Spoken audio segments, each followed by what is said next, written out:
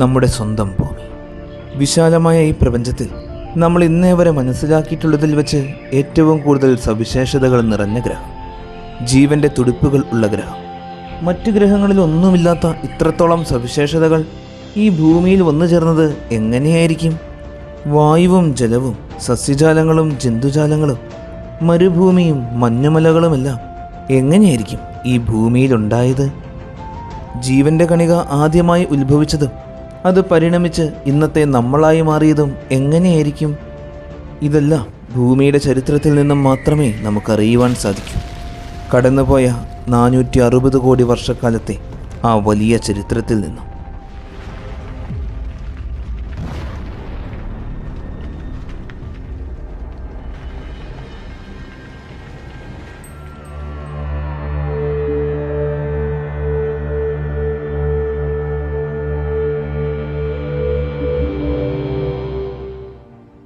ആ വലിയ ചരിത്രം തുടങ്ങുന്നത് ഏകദേശം 500 കോടി വർഷങ്ങൾക്ക് മുമ്പാണ്. അന്ന് ഈ പ്രപഞ്ചം വികാസം പ്രാപിക്കാൻ തുടങ്ങിയിട്ട് 1000 കോടി വർഷങ്ങളാകാറായി. അനേകം നക്ഷത്രങ്ങൾ ജനിക്കുകയും മറ്റനേകം നക്ഷത്രങ്ങൾ സൂപ്പർനോവ സംഭവിച്ച് മരണം വരിക്കുകയും ചെയ്യുന്നു. അങ്ങനെ സംഭവിച്ച ഒരു സൂപ്പർനോവയിലെ ഡെൻസിറ്റി കൂടിയ പദാർത്ഥങ്ങളെല്ലാം കൂടിച്ചേരുകയും സൂര്യൻ പിറവിയെടുക്കുകയും ചെയ്തു. ഡെൻസിറ്റി കുറവുള്ള മറ്റ് പദാർത്ഥങ്ങളെല്ലാം സൂര്യനെ വലം വയ്ക്കാൻ തുടങ്ങി. കാലക്രമേണ അവയിൽ പലതും കൂടിച്ചേർന്ന് ഗോളാകൃതി പ്രാപിച്ചു.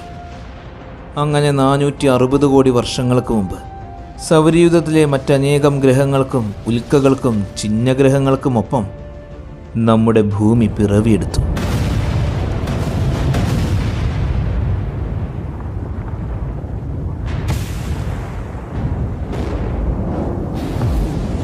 ആ സമയത്തെ ഭൂമിയുടെ ഉപരിതലം ഇന്നത്തേതുപോലെ ഖരരൂപമായിരുന്നില്ല.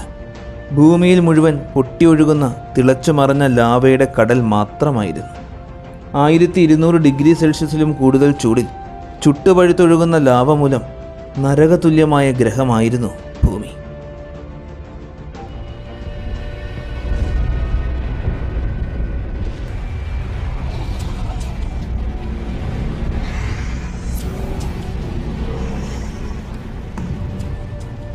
ഭൂമി പിറവിയെടുത്ത് ആദ്യത്തെ 60 കോടി വർഷക്കാലത്തെ ഹെയ്ഡിയൻ യുഗം എന്നാണ് പറയുന്നത്. അന്ന് ഭൂമിയിൽ കരഭാഗമില്ലാത്തതുപോലെ തന്നെ പറയത്തക്ക കട്ടിയുള്ള ഒരു അന്തരീക്ഷവും ഉണ്ടായിരുന്നില്ല. ഭൂമിയുടെ സമീപത്തുകൂടെ അമിത വേഗതയിൽ സഞ്ചരിക്കുന്ന പൂർണ്ണരൂപം പ്രാപിക്കാത്ത ചെറിയ ഗ്രഹങ്ങളും അനേകം ഉൽക്കകളും മിസൈലുകൾ പോലെ ഭൂമിയിൽ നിരന്തരം വന്ന് പതിക്കുമായിരുന്നു.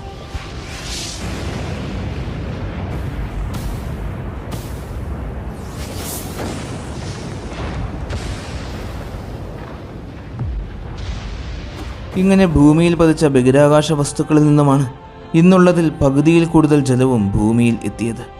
എന്നാൽ ആ കാലത്ത് ഭൂമിയിൽ ഉണ്ടായിരുന്ന ജലവും ബഹിരാകാശ വസ്തുക്കളിൽ നിന്നും എത്തിയ ജലവും ദ്രാവക രൂപത്തിലായിരുന്നില്ല നിലനിന്നിരുന്നത്. അത് മുഴുവൻ വാതക രൂപത്തിൽ ഭൂമിയുടെ അന്തരീക്ഷത്തിലായിരുന്നു. ഭൂമിക്ക് തൻ്റെ അച്ചുതണ്ടിൽ ഒരു വട്ടം കറങ്ങുന്നതിന് 24 മണിക്കൂറുകൾ വേണം എന്ന് നമുക്കറിയാം. എന്നാൽ ആദ്യകാലത്ത് ഭൂമി വളരെ വേഗതയിലായിരുന്നു കറങ്ങിയിരുന്നത്. അന്ന് ഒരു വട്ടം ഭൂമിക്ക് കറങ്ങുന്നതിന് വേണ്ടി വന്നത് വെറും 4 മണിക്കൂറുകൾ മാത്രമായിരുന്നു. അതായത് ആ കാലത്തെ ഭൂമിയുടെ ഒരു ദിവസം എന്നത് 4 മണിക്കൂറുകൾ മാത്രം. അങ്ങനെ ഒരുപാട് നാളുകൾ കടന്നുപോയി. ആ സമയത്താണ് ഇന്നത്തെ ചൊവ്വാഗ്രഹത്തിൻ്റെ അത്രയും വലിപ്പമുള്ള ഒരു ഗ്രഹം സെക്കൻഡിൽ 15 കിലോമീറ്റർ വേഗതയിൽ സൗരയൂഥത്തിലൂടെ കടന്നുപോയത്. തീയ എന്ന് പേരിട്ടിരിക്കുന്ന ആ ഗ്രഹം അമിത വേഗതയിൽ വരുന്നത് ഭൂമിയുടെ നേർക്കാണ്. അധികം താമസിയാതെ തന്നെ ആ ഗ്രഹവും ഭൂമിയുമായി ഒരു വലിയ കൂട്ടിയിടി സംഭവിച്ചു.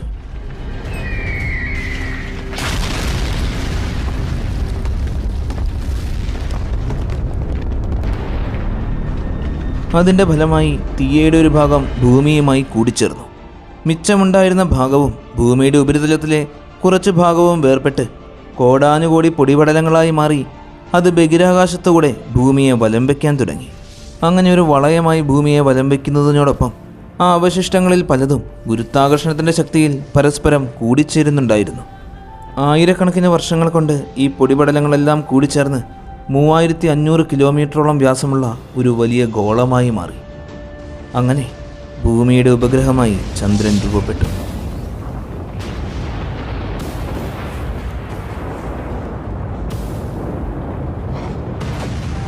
അന്ന് ചന്ദ്രൻ ഭൂമിയെ ഭ്രമണം ചെയ്തുകൊണ്ടിരുന്നത് ഭൂമിയിൽ നിന്നും 23,000 കിലോമീറ്റർ മാത്രം അകലത്തിലൂടെയായിരുന്നു. ഭൂമിയുടെ 4/1 വലിപ്പമുള്ള ഈ ചന്ദ്രൻ രൂപപ്പെട്ടതോടെ ഭൂമിയുടെ കറക്കത്തിൻ്റെ വേഗത കുറയാൻ തുടങ്ങി. ഈ സമയമെന്നത് ഭൂമി രൂപമെടുത്തിട്ട് ഏകദേശം 60 കോടി വർഷങ്ങളാകാറായി. അതായത് ഹെയ്ഡിയൻ യുഗത്തിൻ്റെ അവസാന കാലഘട്ടം. ആ സമയത്തെ സൂര്യൻ്റെ പ്രകാശം ഇന്നത്തേതുമായി താരതമ്യപ്പെടുത്തി നോക്കുമ്പോൾ 30% പ്രകാശ തീവ്രത കുറവായിരുന്നു. അതായത് ഇന്നത്തേതുപോലെ ഭൂമിയിൽ പ്രകാശം ലഭിച്ചിരുന്നില്ല. ഭൂമിയുടെ ഉപരിതലം മുഴുവൻ പ്രകാശമില്ലാതെ ഇരുട്ട് മൂടി കിടക്കുകയായിരുന്നു. അങ്ങനെ കാലങ്ങൾ കഴിയുന്തോറും ഭൂമിയിൽ അമിതമായുണ്ടായിരുന്ന താപനില മുഴുവൻ കുറയാൻ തുടങ്ങി. ഭൂമി തണുത്തു തുടങ്ങി. ഭൂമി തണുത്തു തുടങ്ങിയ ഈ സമയത്താണ് ഇന്നത്തേതുപോലെയുള്ള ഒരു സ്ട്രക്ചർ ഭൂമിക്ക് ലഭിക്കുന്നത്. അതായത് ഭൂമിയിൽ സാന്ദ്രത കൂടിയ പദാർത്ഥങ്ങളെല്ലാം ഭൂമിയുടെ മധ്യഭാഗത്തേക്ക് എത്തിച്ചേരുകയും സാന്ദ്രത കുറവുള്ള പദാർത്ഥങ്ങളെല്ലാം ഭൂമിയുടെ ഉപരിതലത്തിൽ തന്നെ സ്ഥിതി ചെയ്യുകയും ചെയ്തു. അങ്ങനെ ഭൂമിയിൽ കോർ, മാൻഡൽ, ക്രസ്റ്റ് എന്നീ പാളികൾ രൂപം കൊണ്ടു. അങ്ങനെ ആദ്യത്തെ 60 കോടി വർഷങ്ങൾ കഴിഞ്ഞ് ഹേഡിയൻ യുഗം അവസാനിക്കുകയും അടുത്ത 150 കോടി വർഷക്കാലത്തോളം തുടർന്നു നിന്ന ആർക്കിയൻ യുഗം ആരംഭിക്കുകയും ചെയ്തു. ഈ കാലമായപ്പോഴേക്കും ഭൂമിയുടെ ഉപരിതലം മുഴുവൻ തണുത്തുറഞ്ഞു. അങ്ങനെ ഇന്നത്തേതുപോലെ ഭൂമിയിൽ കരഭാഗം രൂപപ്പെട്ടു. ഇതോടൊപ്പം തന്നെ അന്തരീക്ഷത്തിൻ്റെ കട്ടിയും കൂടി വന്നു. ഇതിനുള്ള പ്രധാന കാരണം കാലങ്ങളോളമായി നിരന്തരം സംഭവിച്ചുകൊണ്ടിരിക്കുന്ന വലിയ അഗ്നിപർവ്വത വിസ്ഫോടനങ്ങളാണ്. അതിൻ്റെ ഫലമായി അന്തരീക്ഷത്തിലേക്ക് വലിയ തോതിൽ കാർബൺ ഡൈ ഓക്സൈഡും ജലവും എത്തിച്ചേർന്നു. അന്നത്തെ ഭൂമിയുടെ അന്തരീക്ഷം വിഷമയമായിരുന്നു. Carbon dioxide, methane, sulphur, ammonia ഈ വാതകങ്ങളായിരുന്നു അന്തരീക്ഷത്തിൽ നിറയെ. ഈ കാലത്തിനുള്ളിൽ തന്നെ ചന്ദ്രൻ്റെ ഗുരുത്വാകർഷണ ബലം ഭൂമിയെ ബാധിച്ചു തുടങ്ങി. അത് ഭൂമിയുടെ കറക്കത്തിൻ്റെ വേഗത കുറച്ചു. ഭൂമിയുടെ കറക്കത്തിൻ്റെ വേഗത 4 മണിക്കൂറിൽ നിന്നും 10 മണിക്കൂറായി മാറി. ഈ കാലഘട്ടങ്ങളിലെല്ലാം ഭൂമിയിൽ ജലമുണ്ടായിരുന്നു എങ്കിലും അന്നുവരെ ഭൂമിയുടെ ഉപരിതലത്തിൽ ജലം ദ്രാവക രൂപത്തിലുണ്ടായിരുന്നില്ല. ആർക്കിയൻ യുഗത്തിൻ്റെ ആരംഭത്തോടെ അന്തരീക്ഷത്തിലെ നീരാവി മുഴുവൻ ജലമായി മാറുകയും അത് പിന്നീട് മഴയായി ഭൂമിയിലേക്ക് പെയ്തിറങ്ങുകയും ചെയ്തു. ഭൂമി രൂപം കൊണ്ടിട്ട് ഏകദേശം 100 കോടി വർഷങ്ങൾ കഴിഞ്ഞപ്പോഴാണ് ഭൂമിയിൽ ആദ്യമായി ചെറിയ ജലാശയങ്ങൾ രൂപം കൊള്ളുന്നത്. അത് പിന്നീട് സമുദ്രങ്ങളായി മാറി. ഭൂമിയുടെ താപനില 70 മുതൽ 80 ഡിഗ്രി സെൽഷ്യസ് വരെ താണു. അപ്പോഴും ചന്ദ്രൻ ഭൂമിക്ക് സമീപത്തുകൂടെ തന്നെയായിരുന്നു ഭൂമിയെ ഭ്രമണം ചെയ്തിരുന്നത്. അതുകൊണ്ട് തന്നെ ചന്ദ്രൻ്റെ ഗുരുത്വാകർഷണ ബലം ഈ സമുദ്രജലത്തെ ശക്തിയായി ബാധിക്കുന്നുണ്ടായിരുന്നു. അതിൻ്റെ ഫലമായി കിലോമീറ്ററുകൾ ഉയരത്തിൽ തിരമാലകൾ വീശിയടിച്ചു.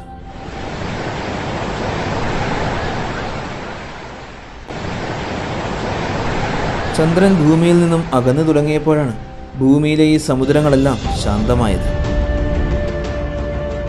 ഇപ്പോഴും ഭൂമിയുടെ ഉപരിതലത്തിൽ അങ്ങിങ്ങായി അഗ്നിപർവ്വതങ്ങൾ പൊട്ടിത്തെറിക്കുന്നുണ്ട്. അഗ്നിപർവ്വതങ്ങൾ പൊട്ടിത്തെറിച്ച് പുറത്തേക്ക് ഒഴുകുന്ന ലാവ തണുത്തുറഞ്ഞ് ഉയർന്ന പ്രദേശങ്ങളെല്ലാം ദ്വീപുകളായി മാറി. ഈ സമയത്താണ് ഭൂമിയുടെ ടെക്ടോണിക് പ്ലേറ്റുകൾ ചലിക്കാൻ തുടങ്ങുന്നത്. അതിൻ്റെ ഫലമായി ഭൂമിയിൽ ആദ്യത്തെ വാൽബാറ എന്ന സൂപ്പർ കോണ്ടിനെൻ്റ് രൂപം കൊണ്ടു. ഇന്ന് ഭൂമിയിലുള്ള എല്ലാ ഭൂഖണ്ഡങ്ങളും ചേർത്ത് വെച്ചാലും അതിനേക്കാളും വലിപ്പമുള്ള വലിയ ഭൂഖണ്ഡം. അങ്ങനെ ഭൂമിയിൽ ഇന്നത്തേതുപോലെ കരഭാഗവും കടലുമുണ്ടായി. ഭൂമിയുടെ ഉപരിതലം ഇന്നത്തേതുപോലെയായി തുടങ്ങി എങ്കിലും അന്തരീക്ഷം ഇതുപോലെയായിരുന്നില്ല. അഗ്നിപർവ്വതങ്ങളിൽ നിന്ന് നിരന്തരം ഉയരുന്ന കട്ടികൂടിയ പുകയും വിഷവാതകങ്ങളും നിറഞ്ഞ് വിഷമയമായിരുന്നു. ആദ്യത്തേതുപോലെ തന്നെ അപ്പോഴും ഭൂമിയിൽ നിരന്തരം ഉൽക്കകൾ വന്ന് പതിക്കുന്നുണ്ട്. എന്നാൽ ഇപ്പോൾ കൂടുതൽ ഉൽക്കകളും വന്ന് വീഴുന്നത് സമുദ്രജലത്തിലാണ്. ഉൽക്കകളിലുള്ള ധാതുക്കളും വാതകങ്ങളും അമിനോ ആസിഡുകളുമെല്ലാം വെള്ളത്തിൽ ലയിച്ചു ചേർന്നു. നാളുകൾ കഴിയുന്തോറും അത് ഭൂമിയിലെ സമുദ്രം മുഴുവൻ പരന്നു. ധാതുക്കളും രാസവസ്തുക്കളും മൂലം ജലം മുഴുവൻ കെമിക്കൽ ലായനി പോലെയായി മാറി. ഈ ധാതുക്കളെല്ലാം കൂടിച്ചേർന്ന് 360 കോടി വർഷങ്ങൾക്ക് മുമ്പ് ഭൂമിയിൽ ആദ്യമായി ജീവന്റെ കണികകളുണ്ടായി. എന്നാൽ അന്ന് അന്തരീക്ഷത്തിൽ ഓക്സിജൻ ഉണ്ടായിരുന്നില്ല. അന്നുണ്ടായിരുന്ന മറ്റു വാതകങ്ങൾ ഉപയോഗിച്ചാണ് ഭൂമിയിലെ ആദ്യത്തെ ജീവൻ നിലനിന്നത്. അനൈറോബസ് എന്ന ഒരുതരം ഏകകോശ ജീവികളായിരുന്നു അവ. ഭൂമിയിലെ ജീവന്റെ ആദ്യത്തെ രൂപമായ അനൈറോബസ് എന്ന ഏകകോശ ജീവികൾക്ക് ജീവൻ നിലനിർത്തുന്നതിന് പ്രകാശം അത്യാവശ്യമായിരുന്നു. ഭൂമിയിലെ ആദ്യത്തെ ജീവൻ ഉത്ഭവിച്ചത് ജലത്തിനുള്ളിലാണ് എന്ന് നമുക്ക് മനസ്സിലായി. എന്നാൽ പ്രകാശത്തിന് എത്തിച്ചേരാൻ സാധിക്കാത്ത ആഴക്കടലുകളിൽ അവയ്ക്ക് ജീവിക്കുവാൻ സാധ്യമായിരുന്നില്ല. അവ കൂടുതലും കാണപ്പെട്ടിരുന്നത് തീരപ്രദേശങ്ങളിലായിരുന്നു. തീരപ്രദേശങ്ങളിൽ സൂര്യനിൽ നിന്നും ഭൂമിക്കടിയിലുള്ള ധാതുക്കളിൽ നിന്നും ഊർജം കണ്ടെത്തി അവർ ജീവിച്ചു. അങ്ങനെ കാലങ്ങൾ ഒരുപാട് മുന്നോട്ട് പോയി. 20 കോടി വർഷങ്ങൾ കഴിഞ്ഞു. 20 കോടി വർഷങ്ങൾ കഴിഞ്ഞപ്പോഴേക്കും ഫോട്ടോസിന്തസിസ് നടത്താൻ കഴിവുള്ള ബാക്ടീരിയകൾ ഭൂമിയിൽ രൂപം കൊണ്ടു. പ്രകാശ സംശ്ലേഷണമെന്ന ഈ പ്രക്രിയയുടെ ഫലമായി രൂപപ്പെടുന്നത് ഓക്സിജനാണ്. ആർക്കിയൻ യുഗത്തിൻ്റെ അവസാന കാലഘട്ടമായപ്പോഴേക്കും ഈ ബാക്ടീരിയകൾ സമുദ്രങ്ങളിൽ മുഴുവൻ വ്യാപിച്ചു. അന്തരീക്ഷം മുഴുവൻ ഓക്സിജൻ നിറയാൻ തുടങ്ങി. അന്ന് അന്തരീക്ഷത്തിൽ കൂടുതലുണ്ടായിരുന്നത് മീഥൈൻ വാതകമായിരുന്നു. ഈ മീഥൈൻ വാതകം മൂലമാണ് ഭൂമിയുടെ അന്തരീക്ഷത്തിൽ ചൂട് തങ്ങി നിന്നിരുന്നത്. എന്നാൽ ഓക്സിജൻ നിറഞ്ഞതോടെ ഓക്സിജനും മീഥൈനും തമ്മിൽ കൂടിച്ചേരുകയും രാസപ്രവർത്തനത്തിൻ്റെ ഫലമായി കാർബൺ ഡൈ ഓക്സൈഡും ജലവും രൂപം പ്രാപിക്കുകയും ചെയ്തു. അതോടെ മീഥൈൻ്റെ അളവ് ഗണ്യമായി കുറയാൻ തുടങ്ങി. അങ്ങനെ മീഥൈൻ്റെ അഭാവത്തിൽ ഭൂമി വീണ്ടും തണുത്തു. ഈ വലിയ മാറ്റങ്ങളുടെ ഫലമായി ഓക്സിജൻ അല്ലാതെ മറ്റു വാതകങ്ങൾ ഉപയോഗിച്ചിരുന്ന അനൈറോബിക് ജീവികൾക്കെല്ലാം വംശനാശം സംഭവിച്ചു. അങ്ങനെ ഫോട്ടോസിന്തസിസ് എന്ന പ്രോസസ്സ് നടത്താൻ കഴിവുള്ള ബാക്ടീരിയകൾ മൂലം ഭൂമിയുടെ ചരിത്രത്തിൽ ഗ്രേറ്റ് ഓക്സിഡേഷൻ ഇവൻ്റ് എന്ന ആദ്യത്തെ വംശനാശം സംഭവിച്ചു. ഇതോടെ 150 കോടി വർഷക്കാലത്തോളം നീണ്ടുനിന്ന ആർക്കിയൻ യുഗം അവസാനിച്ചു. ഭൂമിയുടെ ചരിത്രത്തിൽ ഏറ്റവും കൂടുതൽ കാലം നീണ്ടുനിന്ന പ്രൊട്ടറോസോയിക് യുഗം ആരംഭിക്കുകയും ചെയ്തു.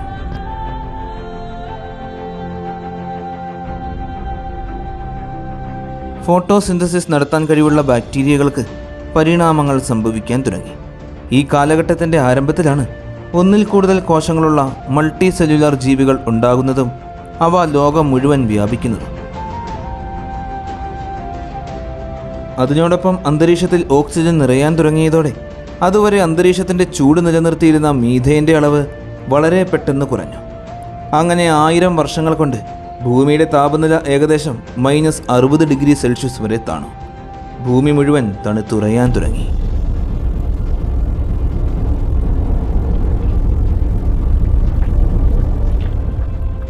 അങ്ങനെ ഒരു തീഗോളമായി പിറന്ന ഭൂമി 250 കോടി വർഷങ്ങൾക്ക് ശേഷം തണുത്ത് മരവിച്ച ഒരു ഐസ് കട്ടയായി മാറി. ഭൂമിയുടെ ചരിത്രത്തിലെ ഏറ്റവും വലിയ ഐസേജ് കാലഘട്ടം ഏകദേശം 30 കോടി വർഷക്കാലത്തോളം തുടർന്ന ഈ ഹിറോണിയൻ ഐസേജാണ്.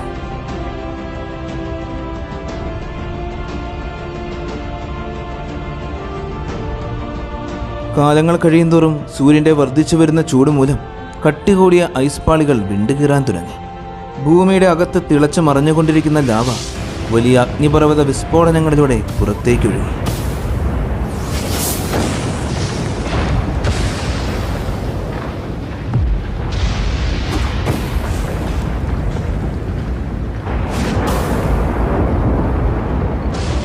കാലങ്ങൾ കഴിയുന്തോറും ഭൂമിയിൽ വലിയ വലിയ മാറ്റങ്ങൾ സംഭവിച്ചുകൊണ്ടേയിരുന്നു.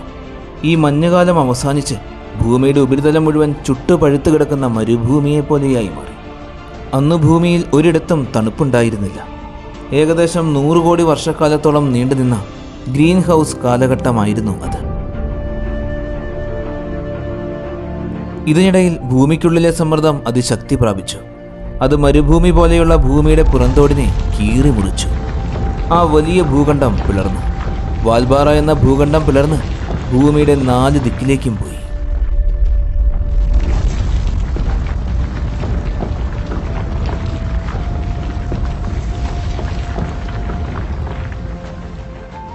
വീണ്ടും 1 കോടി വർഷക്കാലത്തോളം ഭൂമി തണുത്തുറഞ്ഞു.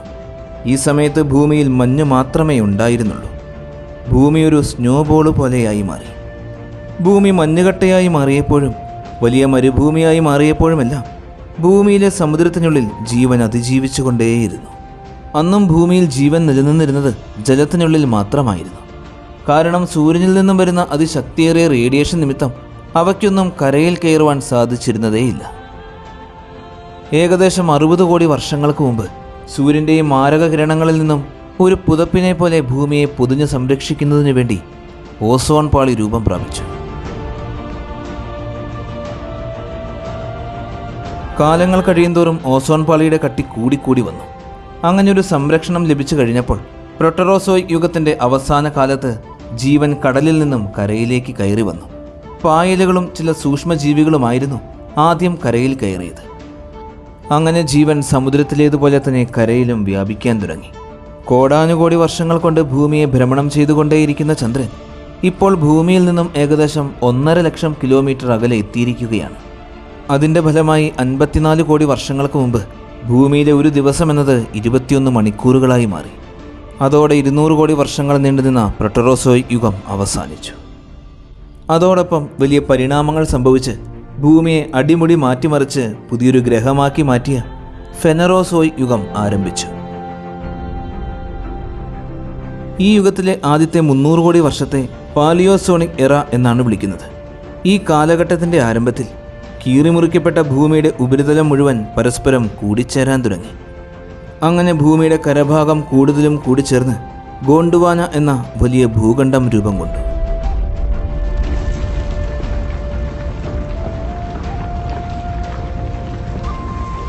ജീവൻ ജലത്തിൽ നിന്നും കരയിലേക്ക് കയറി തുടങ്ങി എങ്കിലും അവയെല്ലാം തീരപ്രദേശങ്ങളിൽ ജീവിക്കുന്നവയായിരുന്നു. അങ്ങനെ കാലങ്ങൾ കടന്നുപോയി. ജലത്തിൻ്റെ സാന്നിധ്യമുള്ള തീരപ്രദേശങ്ങളിൽ മണ്ണിൽ നിന്നും സസ്യങ്ങൾ മുളച്ചു പൊങ്ങാൻ തുടങ്ങി. ജലത്തിൽ ഉത്ഭവിച്ച ജീവൻ ഈ കോടിക്കണക്കിന് വർഷങ്ങൾ കൊണ്ട് സമുദ്രത്തിനുള്ളിൽ വലിയ തോതിൽ സങ്കീർണമായി പരിണമിച്ചുകൊണ്ടേയിരിക്കുകയാണ്. 55 കോടി വർഷങ്ങൾക്ക് മുമ്പ് സങ്കീർണമായ ബഹുകോശ ജീവികൾ സമുദ്രത്തിനുള്ളിൽ രൂപം പ്രാപിച്ചു. കടലിൻ്റെ അടിഭാഗത്ത് മുളച്ചു പൊങ്ങുന്ന സസ്യങ്ങളെ ചുറ്റിപ്പറ്റി അവ ജീവിച്ചു. കാലങ്ങൾ കഴിയുന്തോറും ഭൂമിയിൽ ഓക്സിജന്റെ അളവ് അമിതമായി വർദ്ധിക്കുന്നതിനോടനുസരിച്ച് വലിപ്പമുള്ള വലിയ ജീവികളായി അവയെല്ലാം പരിണമിച്ചു. ഏകദേശം 52 കോടി വർഷങ്ങൾക്ക് മുമ്പ് സമുദ്രത്തിനടിയിൽ ജീവിച്ചിരുന്ന വിചിത്ര ജീവിയാണ് അനോമിലോക്യാരിസ്. വലിപ്പമേറിയ കണ്ണുകളും ധാരാളം പല്ലുകളോടുകൂടിയ വളഞ്ഞ കൊമ്പുകളുമുള്ള ഈ ഭീകരജീവിയുടെ നീളം 2 മീറ്ററിലും കൂടുതലായിരുന്നു. അക്കാലത്തെ കടലിലെ വലിയ വേട്ടക്കാരനായിരുന്നു ഇവൻ. കടലിനടിയിൽ ജീവിച്ചിരുന്ന 1.5 ഇഞ്ച് മാത്രം നീളമുള്ള നട്ടെല്ലുള്ള പിക്കായെ എന്ന ജീവിയാണിത്. ഒരുപക്ഷെ നട്ടെല്ലുള്ള ആദ്യത്തെ ജീവികളിൽ ഒന്നായിരിക്കാം പിക്കായെ. ഇതിനു പുറമെ ചിപ്പികളെപ്പോലുള്ള ബ്രാക്കിയോപോഡ്സ്, പലതരത്തിലുള്ള മത്സ്യങ്ങൾ, അങ്ങനെ സമുദ്രത്തിൽ ധാരാളം ജീവജാലങ്ങളുണ്ടായിരുന്നു.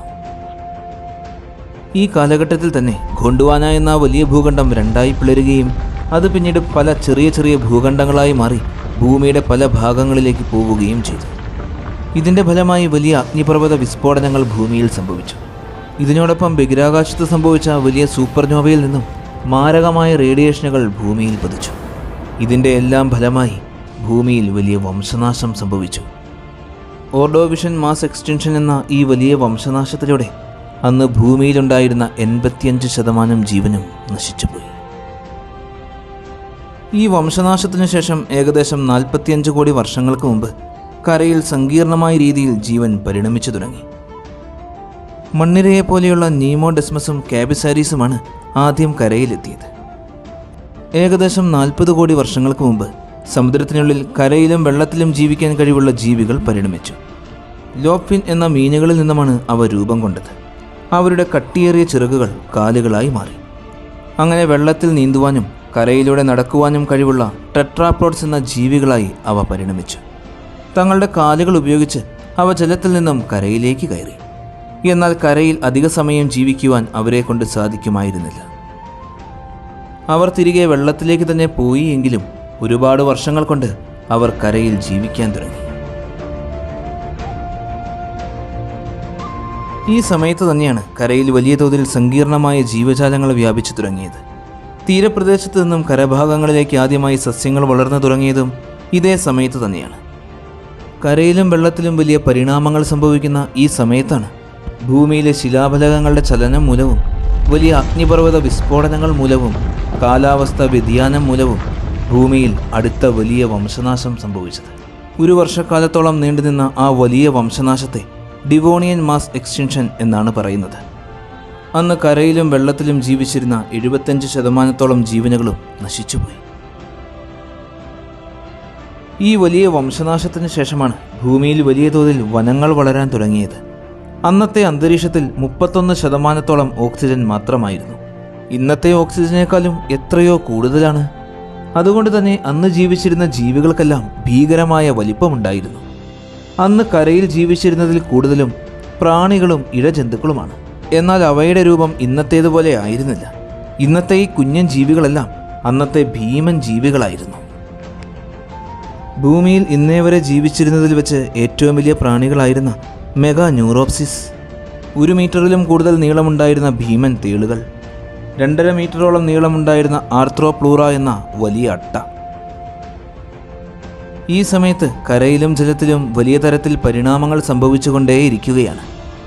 ആദ്യമായി ജലത്തിൽ നിന്നും കരയിലേക്ക് കയറിയ ടെട്രോപ്രോഡ്സിൽ നിന്നും ഉഭയജീവികൾ പരിണമിച്ചു. ഏകദേശം 32.5 കോടി വർഷങ്ങൾക്ക് മുമ്പ് ഈ ഉഭയജീവികളിൽ നിന്നും ഉരകജീവികൾ രൂപം പ്രാപിച്ചു.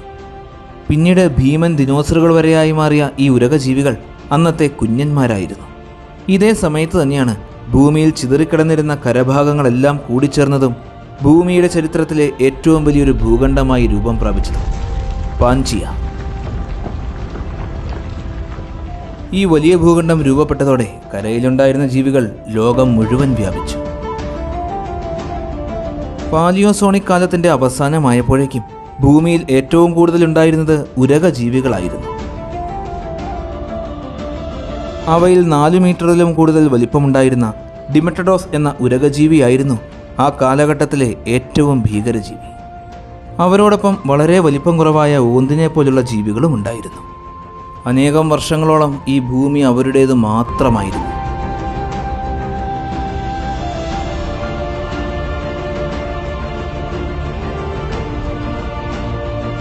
ഏകദേശം 25 കോടി വർഷങ്ങൾക്ക് മുമ്പ് വലിയ അഗ്നിപർവ്വത വിസ്ഫോടനങ്ങളുടെയും കാലാവസ്ഥാ വ്യതിയാനങ്ങളുടെയും ഫലമായി അന്നേ വരെ ഭൂമിയുടെ ചരിത്രത്തിൽ സംഭവിച്ചിട്ടുള്ളതിൽ വെച്ച് ഏറ്റവും വലിയ വംശനാശമുണ്ടായി. കരയിലും വെള്ളത്തിലുമായി ജീവിച്ചിരുന്ന അനേകം വ്യത്യസ്തങ്ങളായ ജീവവർഗങ്ങൾ അതോടെ എന്നേക്കുമായി ഇല്ലാതെയായി. 25 കോടി വർഷങ്ങൾക്ക് മുമ്പ് സംഭവിച്ച പെർമിയൻ ട്രയാസിക് മാസ് എക്സ്റ്റിൻഷൻ എന്ന വലിയ വംശനാശത്തിലൂടെ ഏകദേശം 30 കോടി വർഷക്കാലത്തോളം നീണ്ടുനിന്ന പാലിയോസോൺ യുഗം അവസാനിച്ചു. തുടർന്ന് മെസോസോയിക് യുഗം ആരംഭിക്കുകയും ചെയ്തു. ഭൂമിയിലെ ജീവനും ആവാസ വ്യവസ്ഥയ്ക്കും വലിയ തോതിൽ മാറ്റങ്ങൾ സംഭവിച്ച കാലമായിരുന്നു ഇത്. മെസോസോയിക് യുഗത്തിൽ മുഴുവൻ ചൂടുകൂടിയ ഗ്രീൻ ഹൗസ് കാലഘട്ടമായിരുന്നു. ഈ യുഗത്തിലെ ആദ്യത്തെ 5 കോടി വർഷക്കാലത്തെ ട്രയാസിക് കാലഘട്ടം എന്നാണ് പറയുന്നത്. പെർമിയൻ എക്സ്റ്റിൻഷൻ എന്ന ആ വലിയ വംശനാശം ഇതിനോടകം ഭൂമിയിൽ വലിയ മാറ്റങ്ങൾ വരുത്തിയിരുന്നു. നിരന്തരം സംഭവിച്ചുകൊണ്ടിരുന്ന അഗ്നിപർവ്വത വിസ്ഫോടനങ്ങളിൽ നിന്നും പുറത്തേക്കൊഴുകുന്ന ലാവ മൂലം പാൻജിയയ്ക്ക് ചുറ്റുമുള്ള കടലിലെ ജലം ഗണ്യമായി കുറഞ്ഞു. അഗ്നിപർവ്വതങ്ങളിൽ നിന്നും ഉയരുന്ന വിഷപ്പുകയും ഹരിതവാതകങ്ങളും അന്തരീക്ഷത്തിൽ മുഴുവൻ നിറയാൻ തുടങ്ങി. ഭൂമി മുഴുവൻ വറ്റിവരണ്ടു. ഇടതൂർന്നു നിൽക്കുന്ന വലിയ വനങ്ങളും മലമ്പ്രദേശങ്ങളും ഒന്നുമില്ലാതെ ഭൂമിയുടെ കര മുഴുവൻ നിരന്ന പ്രദേശങ്ങൾ മാത്രമായി. ഇതിൻ്റെ എല്ലാം ഫലമായി ഭൂമിയിലെ ഓക്സിജന്റെ അളവ് ഗണ്യമായി കുറഞ്ഞു. ട്രയാസിക് കാലത്തിൻ്റെ തുടക്കത്തിൽ ഭൂമിയിൽ ആകെ ഉണ്ടായിരുന്നത് വെറും 15% ഓക്സിജൻ മാത്രം. ആ വലിയ വംശനാശത്തിൽ 90% ജീവനും നശിച്ചുപോയി. എങ്കിലും മിച്ചമുണ്ടായിരുന്ന ജീവൻ പരിണമിക്കാൻ തുടങ്ങി. ട്രയാസിക് കാലത്തിൻ്റെ ആരംഭത്തിൽ കടൽ ജീവികൾ വളരെ കുറവായിരുന്നു. നാളുകൾ കഴിയുന്തോറും അവയ്ക്ക് പരിണാമങ്ങൾ സംഭവിച്ചു. പലതരത്തിലുമുള്ള മത്സ്യങ്ങൾ, സ്രാവുകൾ, ചിപ്പികൾ, ആർത്രോപോഡ്സ്, അങ്ങനെ പലതരം ജീവജാലങ്ങൾ സമുദ്രത്തിൽ മുഴുവൻ വ്യാപിച്ചു. ട്രയാസിക് കാലത്തിൻ്റെ തുടക്കത്തിൽ തീരപ്രദേശങ്ങളിൽ ജീവിച്ചിരുന്ന ഉരകജീവികളിൽ നിന്നുമാണ് ആമകളും പിന്നീട് കടലാമകളും പരിണമിച്ചത്. ഈ സമയങ്ങളിൽ തീരപ്രദേശങ്ങളിൽ ജീവിച്ചിരുന്നത് ഉരകജീവികളായിരുന്നു. അവരിൽ പലരും തീരപ്രദേശം വിട്ട് കടലിൽ ജീവിക്കാൻ തുടങ്ങി. എത്തിയോസോറസ് എന്ന വിഭാഗത്തിൽപ്പെടുന്ന ആ ജീവികൾക്ക് പലതരത്തിലുമുള്ള പരിണാമങ്ങൾ സംഭവിച്ചുകൊണ്ടേയിരുന്നു. അവ ലോകത്തിലെ സമുദ്രം മുഴുവൻ വ്യാപിച്ചു. ട്രയാസിക് കാലഘട്ടത്തിൽ എത്തിയോസോറസ് വിഭാഗത്തിൽപ്പെടുന്ന ജീവികളായിരുന്നു സമുദ്രത്തെ മുഴുവൻ അടക്കി ഭരിച്ചിരുന്നത്. ഒരുപാട് നീളം കൂടിയ കഴുത്തും തലയും, വായിൽ നിറയെ കൂർത്ത ഭീകരമായ പല്ലുകളും കട്ടി കൂടിയ തൊലിയുമുള്ള വേട്ടക്കാരനായ നോദോസോറസ്. 20 മീറ്ററിലും കൂടുതൽ നീളവും 75,000 കിലോഗ്രാമോളം ഭാരവും നീണ്ടു കൂർത്ത ചുണ്ടുമുള്ള ശാസ്താസൗറസ്. ഇവയായിരുന്നു ഈ വിഭാഗത്തിലെ ഏറ്റവും ഭീകരജീവികൾ. സമുദ്രത്തിലെ മറ്റു ജീവജാലങ്ങളുടെ പേടി സ്വപ്നം. പെർമിയൻ വംശനാശം സംഭവിച്ചപ്പോൾ ഭൂമിയിലുണ്ടായിരുന്ന വനങ്ങളും സസ്യങ്ങളും എല്ലാം നശിച്ച് ഭൂമി ശൂന്യമായി. ട്രയാസിക് കാലഘട്ടത്തിൻ്റെ ആരംഭത്തിൽ ഫേംസ് പോലുള്ള ചെറിയ ചെടികൾ മാത്രമായിരുന്നു സസ്യമായി ഉണ്ടായിരുന്നത്. അത് പാൻജിയ മുഴുവൻ വ്യാപിച്ചു. ട്രയാസിക് കാലഘട്ടത്തിൻ്റെ പകുതിയായപ്പോഴാണ് മരങ്ങളുണ്ടാകുന്നതും അവയ്ക്ക് ഉയരം വയ്ക്കുന്നതും. സമുദ്രത്തിലേതുപോലെ തന്നെ കരയിലും ജീവൻ പരിണമിക്കാൻ തുടങ്ങി. ആ വലിയ വംശനാശത്തെ അതിജീവിച്ച് അന്ന് കരയിലുണ്ടായിരുന്നതും വ്യത്യസ്ത തരത്തിൽ പരിണാമങ്ങൾ സംഭവിച്ച ഉരകജീവികൾ തന്നെയാണ്. അന്ന് കരയിലും വെള്ളത്തിലും ജീവിച്ചിരുന്ന മറ്റു ജീവജാലങ്ങളുടെ എല്ലാം പേടി സ്വപ്നം ആർക്കോസൗറസ് എന്ന മുതലകളുടെ ഈ പൂർവികരെയായിരുന്നു. അവരായിരുന്നു അന്നത്തെ ഏറ്റവും ഭീകരന്മാരായ ജീവി. 8 മീറ്ററിലും കൂടുതൽ നീളമുണ്ടായിരുന്ന കാർനോഫേസ് കരോളിനസ്. ഈ ജീവികൾ ഇന്നത്തെ മുതലകളെ പോലെ ആയിരുന്നില്ല. അവയ്ക്ക് മുതലകളുടെ അത്രയും നീളമുണ്ടായിരുന്നുമില്ല. എന്നാൽ 2 കാലിൽ നിവർന്നു നടക്കാൻ കഴിവുള്ള ദിനോസറുകളുമായി സാമ്യമുള്ള ജീവികളായിരുന്നു. ഈ ഉരകജീവികളെല്ലാം മുട്ടയിട്ടായിരുന്നു കുഞ്ഞുങ്ങളെ ഉൽപ്പാദിപ്പിച്ചിരുന്നത്. ഈ ആർക്കിയോസൗറസുകളാണ് ദിനോസറുകളുടെയും പക്ഷികളുടെയും ഇന്നത്തെ പല ജീവജാലങ്ങളുടെയും പൂർവികർ. ഇതുപോലെ മുതലവർഗത്തിൽപ്പെടുന്ന അനേകം ഭീകര ഉരകജീവികളും അന്നുണ്ടായിരുന്നു. ഇവരെല്ലാമാണ് അന്ന് കരയെ മുഴുവൻ അടക്കി ഭരിച്ചിരുന്നത്.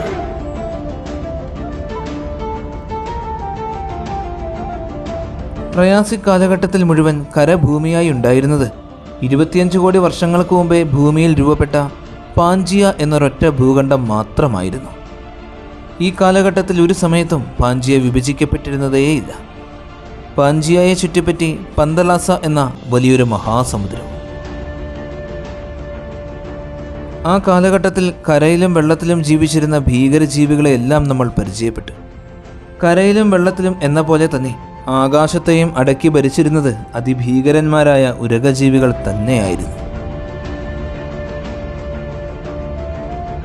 ആ കാലഘട്ടത്തിൽ ലോകം മുഴുവൻ ഉണ്ടായിരുന്നത് ടൈറോസോർസ് എന്നറിയപ്പെടുന്ന പറക്കുന്ന ഉരകജീവികളാണ്. ആദ്യമുണ്ടായിരുന്ന ടൈറോസോറുകൾ ഡെമറോഫോറസ് വിഭാഗത്തിൽപ്പെടുന്ന കുഞ്ഞന്മാരായിരുന്നു. ഏകദേശം 25 കോടി വർഷങ്ങൾക്ക് മുമ്പ് മുതൽ 6.5 കോടി വർഷങ്ങൾക്ക് മുമ്പ് വരെയുള്ള കാലഘട്ടങ്ങളിലാണ് ടൈറോസോറുകൾ ഈ ഭൂമിയിൽ മുഴുവൻ പറന്നു നടന്നിരുന്നത്. പല ടെറോസോറുകൾക്കും ശരീരത്തേക്കാൾ വലിപ്പമുള്ള തലയും പേടിപ്പെടുത്തുന്ന കൂർത്ത ചുണ്ടുമുണ്ടായിരുന്നു. കരയിലെയും വെള്ളത്തിലെയും ജീവജാലങ്ങളുടെ പേടി സ്വപ്നമായിരുന്നു പറന്നു നടക്കുന്ന ഈ ഭീകരന്മാർ. അങ്ങനെ ടെറാസിക് കാലഘട്ടത്തിൽ മുഴുവനും വെള്ളത്തിൻ്റെയും കരയുടെയും ആകാശത്തിൻ്റെയും അധിപന്മാർ ഈ ഭീകര ഉരകജീവികൾ തന്നെയായിരുന്നു. ടെറാസിക് കാലഘട്ടത്തിൻ്റെ പകുതി വരെ ഭൂമി ചൂടുപിടിച്ച് വറ്റി വരണ്ട് കിടക്കുകയായിരുന്നു. അതുവരെ ഭൂമിയിൽ ദിനോസറുകൾ ഉണ്ടായിരുന്നില്ല. എന്നാൽ ടെറാസിക് കാലഘട്ടത്തിൻ്റെ പകുതിയായപ്പോൾ ഏകദേശം 23 കോടി വർഷങ്ങൾക്ക് മുമ്പ് ഭൂമിയിലെ കാലാവസ്ഥയിൽ വലിയ തോതിൽ മാറ്റം വന്നു.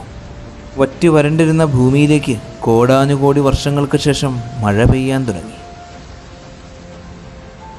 ഇതേ സമയത്ത് തന്നെയാണ് ഉരകരാജാക്കന്മാരായി മാറിയ ദിനോസറുകൾ ആദ്യമായി രൂപം കൊള്ളുന്നത്. രൂപം കൊണ്ട കാലത്ത് ദിനോസറുകൾ വളരെ ചെറുതായിരുന്നു. ഒരു കുഞ്ഞി പൂച്ചക്കുട്ടിയുടെ അത്രയും മാത്രം വലിപ്പമുള്ള ഇയറോപ്റ്റസ് എന്ന വിഭാഗത്തിൽപ്പെടുന്ന ദിനോസറുകളാണ് ആദ്യം രൂപം കൊണ്ടത്. പിന്നീട് ആടുകളുടെ അത്രയും വലിപ്പമുള്ള ഹെററാസോറസുകളുണ്ടായി. അങ്ങനെ ആ കുഞ്ഞൻ ദിനോസറുകൾ ഭൂമിയിൽ മുഴുവൻ പെരുകാൻ തുടങ്ങി. അന്ന് പെട്ടെന്ന് സംഭവിച്ച കാലാവസ്ഥാ മാറ്റത്തെ അതിജീവിക്കുവാൻ അന്ന് ജീവിച്ചിരുന്ന പല ജീവജാലങ്ങൾക്കും സാധിച്ചില്ല. അന്ന് പെയ്തു തുടങ്ങിയ മഴ പെട്ടെന്ന് തോർന്നതുമില്ല. അടുത്ത 20 ലക്ഷം വർഷക്കാലത്തോളം ആ മഴ തുടർച്ചയായി പെയ്തുകൊണ്ടേയിരുന്നു. അങ്ങനെ 20 ലക്ഷം വർഷങ്ങൾ കൊണ്ട് ആ മഴ തോർന്നപ്പോഴേക്കും ഭൂമിയിൽ വലിയ മാറ്റങ്ങൾ സംഭവിച്ചു. സമുദ്രങ്ങളിലെല്ലാം വറ്റിപ്പോയ ജലം നിറഞ്ഞു കവിഞ്ഞു. ഭൂമി മുഴുവൻ പച്ചപ്പ് പടർന്നു. ഈ ടെറാസിക് കാലഘട്ടത്തിൻ്റെ അവസാനമായപ്പോഴേക്കും ഭൂമിയിൽ സസ്തനികളുടെ പൂർവ്വപിതാക്കന്മാർ രൂപം കൊണ്ടു. വളരെ വലിപ്പം കുറവായ സൈനോഡോൺസാണ് സസ്തനികളുടെ പൂർവികർ. ശരീരത്തിൽ ശ്വേതരക്തമുള്ള ജീവികളായിരുന്നു അവ. കാലാവസ്ഥാ മാറ്റങ്ങളിൽ നിന്നും രക്ഷ നേടുന്നതിനു വേണ്ടി അവരുടെ ശരീരത്തിൽ നിറയെ രോമങ്ങളുണ്ടായിരുന്നു. വളരെ പെട്ടെന്ന് തന്നെ ലോകത്തിൻ്റെ പല ഭാഗത്തേക്കും സസ്തനികളുടെ പൂർവ്വപിതാക്കന്മാരായ ഈ സൈനോഡോൺസ് വ്യാപിച്ചു കഴിഞ്ഞു. അന്നുണ്ടായിരുന്ന മറ്റ് ജീവജാലങ്ങളിൽ നിന്നുമെല്ലാം അവർ പിന്നീട് വളരെ വ്യത്യസ്തരായി മാറി. മുട്ടയിട്ട് കുഞ്ഞുങ്ങളെ ഉൽപ്പാദിപ്പിക്കുന്നതിന് പകരം അവർ ശരീരത്തിനുള്ളിൽ ഭ്രൂണത്തെ വളർത്തി കുട്ടികളെ പ്രസവിച്ച് പാലൂട്ടുന്ന തരത്തിലേക്ക് കാലങ്ങൾ കഴിയുന്തോറും പരിണമിച്ചു. എന്നാൽ ഭക്ഷണത്തിൻ്റെ ലഭ്യതക്കുറവ് മൂലം സസ്തനികളുടെ പൂർവികരിൽ ഭൂരിഭാഗം പേർക്കും ടെറാസിക് കാലത്തിൽ തന്നെ വംശനാശം സംഭവിച്ചു. എന്നാൽ ആ സമയത്തിനുള്ളിൽ തന്നെ സസ്തനികൾക്ക് പരിണാമം സംഭവിച്ചിരുന്നു. സസ്യബുക്കുകളായ അവർ ലോകം മുഴുവൻ വ്യാപിക്കാൻ തുടങ്ങി. ട്രയാസിക് കാലഘട്ടത്തിൻ്റെ അവസാനമായപ്പോഴേക്കും ഭൂമിയിൽ ഓക്സിജന്റെ അളവ് 20% ഉയരുകയും കാർബൺ ഡൈ ഓക്സൈഡിൻ്റെ അളവ് കുറയുകയും ചെയ്തു. ഇതുപോലൊരു മാറ്റം സംഭവിച്ചതോടെ അന്നത്തെ കുഞ്ഞന്മാരായിരുന്ന ദിനോസറുകൾക്ക് വലിപ്പം വയ്ക്കാൻ തുടങ്ങി. കാലങ്ങൾ കഴിയുന്തോറും അവർ ഭീകര ജീവികളായി മാറി. അന്ന് ലോകത്തെ അടക്കി ഭരിച്ചിരുന്ന ആർക്കോസോറസുകൾ എന്ന ഭീകര ജീവികളെ കീഴടക്കി ഭൂമിയിൽ എന്നേക്കുമായി അവർ തങ്ങളുടെ ആധിപത്യം സ്ഥാപിക്കാൻ തുടങ്ങി.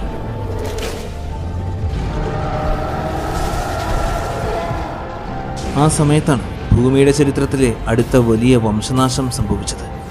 ട്രയാസിക് മാസ് എക്സ്റ്റൻഷൻ എന്ന ആ വലിയ വംശനാശത്തിലൂടെ അന്ന് ആകാശത്തും കരയിലും വെള്ളത്തിലുമായി ജീവിച്ചിരുന്ന ജീവജാലങ്ങളുടെയും സസ്യജാലങ്ങളുടെയും 90% നശിച്ചുപോയി. ഈയൊരു വംശനാശം സംഭവിച്ചതോടെ മെസോസോയിക് യുഗത്തിൽ ആദ്യത്തെ 5 കോടി വർഷക്കാലത്തോളം നീണ്ടുനിന്ന ട്രയാസിക് കാലഘട്ടം അവസാനിച്ചു. തുടർന്ന് മെസോസോയിക് യുഗത്തിലെ അടുത്ത 5.5 കോടി വർഷക്കാലത്തോളം നീണ്ടുനിന്ന ജുറാസിക് എന്ന പുതിയ കാലഘട്ടം ആരംഭിച്ചു. അന്നേ വരെ ഭൂമി കണ്ടിട്ടില്ലാത്ത ഒരുപാട് വലിയ മാറ്റങ്ങൾ സംഭവിച്ച കാലഘട്ടമായിരുന്നു ഇത്. ട്രയാസിക് മാസ് എക്സ്റ്റൻഷന് കാരണമായ വലിയ അഗ്നിപർവ്വത വിസ്ഫോടനങ്ങളുടെ ഫലമായി അന്തരീക്ഷത്തിലെ കാർബൺ ഡൈ ഓക്സൈഡിൻ്റെ അളവ് ക്രമാതീതമായി കൂടി. അന്നത്തെ അന്തരീക്ഷത്തിൽ ഇന്നത്തേതിനേക്കാൾ 4 ഇരട്ടിയോളം കാർബൺ ഡൈ ഓക്സൈഡ് ഉണ്ടായിരുന്നു. അതുകൊണ്ട് തന്നെ ഈ ജുറാസിക് കാലഘട്ടം മുഴുവനും ഭൂമി ചൂട് കൂടിയ അവസ്ഥയിലായിരുന്നു. അന്നത്തെ ഭൂമിയിൽ കരയായി ഉണ്ടായിരുന്നത് ഏകദേശം 10 കോടി വർഷങ്ങൾക്ക് മുമ്പ് രൂപപ്പെട്ട പാഞ്ചിയ എന്ന ആ വലിയ ഭൂഖണ്ഡം മാത്രം.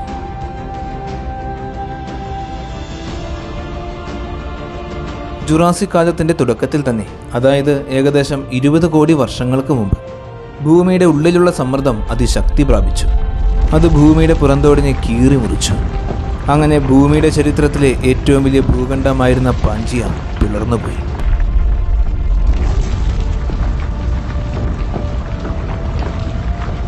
കോടിക്കണക്കിന് വർഷക്കാലത്തോളം ഒരൊറ്റ ഭൂഖണ്ഡം മാത്രമായിരുന്ന പാഞ്ചിയ എന്ന ആ പ്രദേശം പല ഭൂഖണ്ഡങ്ങളായി വേർപിരിഞ്ഞതോടെ ഭൂമിയിലെ ഓരോ പ്രദേശങ്ങളിലും വ്യത്യസ്തങ്ങളായ ആവാസ വ്യവസ്ഥകൾ രൂപം കൊണ്ടു.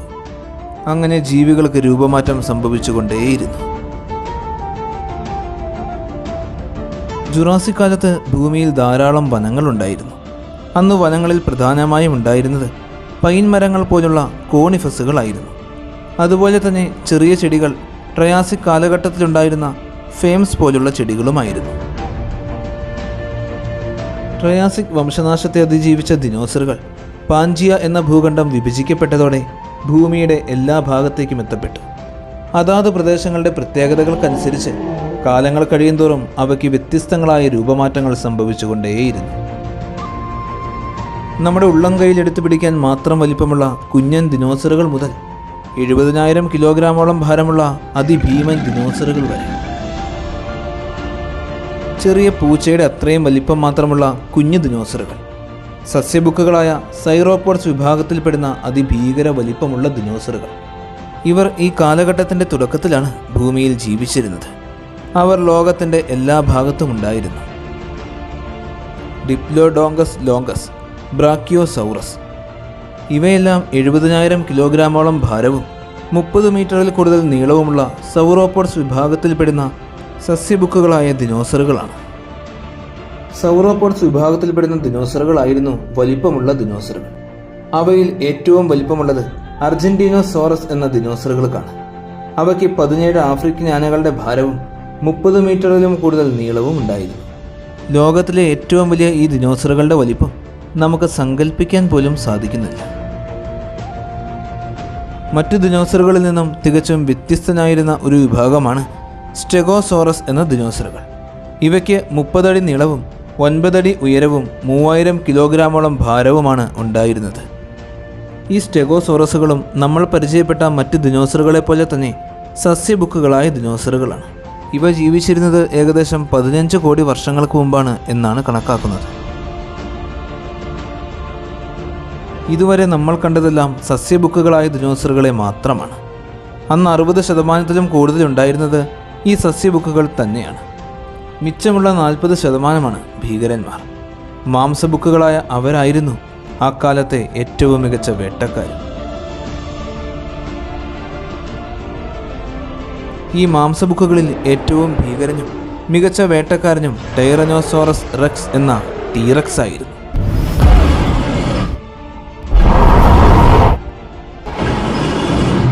ഈ പേരിൻ്റെ അർത്ഥം തന്നെ നിഷ്ഠൂരനായ ഉരകജീവികളുടെ രാജാവ് എന്നാണ്. ബുള്ളറ്റ് പ്രൂഫ് പോലുള്ള തൊലിയും നല്ല കാഴ്ചശക്തിയും കേൾവിശക്തിയും മണം പിടിക്കുന്നതിനുള്ള പ്രത്യേക കഴിവും ഇതെല്ലാം മറ്റു ദിനോസറുകളിൽ നിന്നും ഇവയ്ക്കുള്ള പ്രത്യേകതയായിരുന്നു. ടീറക്സിൻ്റെ ഒരു പല്ലിൻ്റെ വലിപ്പം 13 ഇഞ്ചിലും കൂടുതലാണ്. കരയിലെ മറ്റു ജീവജാലങ്ങളുടെ എല്ലാം പേടിസ്വപ്നമായിരുന്നു ടീറക്സ്. ഇതുപോലെ മാംസബുക്കുകളായ ഭീകര ദിനോസറുകൾ വേറെയും ഉണ്ടായിരുന്നു. അങ്ങനെ ജുറാസിക് കാലഘട്ടം മുഴുവൻ ഭൂമിയിലെ കരഭാഗം അടക്കി ഭരിച്ചിരുന്നത് വ്യത്യസ്ത തരത്തിലുള്ള ഈ ദിനോസറുകളാണ്. ക്രോക്കോഡൈലമോർഫ എന്ന ഇന്നത്തെ മുതലയെ പോലിരിക്കുന്ന ഈ ജീവിയും അന്നത്തെ ഭീകരനായ ഒരു വേട്ടക്കാരനായിരുന്നു. ഈ വലിയ ജീവികൾക്ക് പുറമെ ഇന്നത്തെ ധാരാളം ചെറുജീവികളുടെ പൂർവികരും അന്ന് രൂപപ്പെട്ടിരുന്നു. തവളയുടെയും അരണയുടെയും പൂർവികർ, ധാരാളം പ്രാണിവർഗങ്ങൾ, ഞണ്ട്, ചെമ്മീൻ, ചിലന്തിവർഗങ്ങൾ, തേളുകൾ, അങ്ങനെ ഇന്ന് ലോകത്തുള്ള ധാരാളം ജീവവർഗങ്ങൾ ഈ ജുറാസിക് കാലത്തിൻ്റെ ആദ്യ സമയത്താണ് പരിണമിക്കാൻ തുടങ്ങുന്നത്. അതോടൊപ്പം തന്നെ സസ്തനികളും വളരെ വ്യത്യസ്ത വർഗങ്ങളായി പരിണമിക്കാൻ തുടങ്ങി. ഈ ജുറാസിക് കാലഘട്ടത്തിൻ്റെ തുടക്കത്തിലുണ്ടായിരുന്ന സസ്തനികളെല്ലാം വളരെ വലിപ്പം കുറഞ്ഞ കുഞ്ഞന്മാരായിരുന്നു.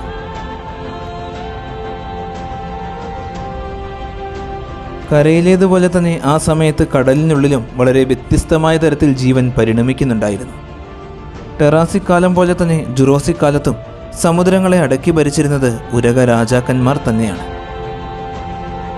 അവരെല്ലാം തന്നെ കരയിൽ വെച്ച് പരിണാമങ്ങൾ സംഭവിച്ച് കടലിലേക്ക് ഇറങ്ങി ജീവിച്ചവരായിരുന്നു. അവരിലെ ഏറ്റവും ഭീകരന്മാർ ഇത്തിയാസോറസ്, ക്ലിസിയോസോറസ് എന്നീ വിഭാഗങ്ങളിൽപ്പെടുന്ന ഉരക ജീവികളാണ്. ഒരുപാട് വലിപ്പമുള്ള ഭീകര ജീവികളായിരുന്നു അവ.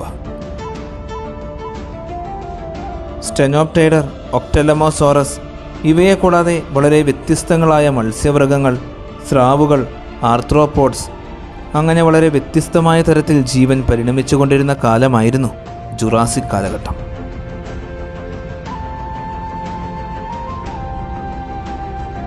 ഈ കാലഘട്ടത്തിൽ കരയിലും വെള്ളത്തിലും എന്ന പോലെ തന്നെ ആകാശത്തെയും ഭരിച്ചിരുന്നത് ഉരകജീവികൾ തന്നെയാണ്. ലോകത്ത് ആദ്യമായി പക്ഷികൾ ഉണ്ടാകുന്നതും ഈ ജുറാസിക് കാലഘട്ടത്തിൽ തന്നെയാണ്. ആദ്യമായി പരിണമിച്ച പക്ഷികൾ കാഴ്ചയിൽ കുഞ്ഞു ദിനോസറുകളെ പോലെ തന്നെയായിരുന്നു. ഏകദേശം 15 കോടി വർഷങ്ങൾക്ക് മുമ്പ് ആദ്യമായി ഉണ്ടായ 1/2 മീറ്റർ മാത്രം വലിപ്പമുള്ള പക്ഷിയാണ് ആർക്കിയോടെറിക്സ്. ടെറാസിക് കാലം എന്ന പോലെ തന്നെ ഈ കാലഘട്ടത്തിലും ആകാശത്ത് നിറയെ ഉണ്ടായിരുന്നത് ടെറോസോറുകൾ തന്നെയായിരുന്നു. ജുറാസിക് കാലത്ത് അവ വളരെ വ്യത്യസ്തങ്ങളായ തരത്തിലേക്ക് പരിണമിച്ചു. ജുറാസിക് കാലത്തിൻ്റെ പകുതി ആയപ്പോഴേക്കും ടെറാസോറുകളെല്ലാം അതിഭീകര ജീവികളായി മാറിക്കഴിഞ്ഞിട്ടുണ്ടായിരുന്നു. സങ്കാരി ടെറാസ്, ട്രോപ്പിയോനാദസ് ഇവയായിരുന്നു അന്നത്തെ ഏറ്റവും ഭീകരന്മാർ.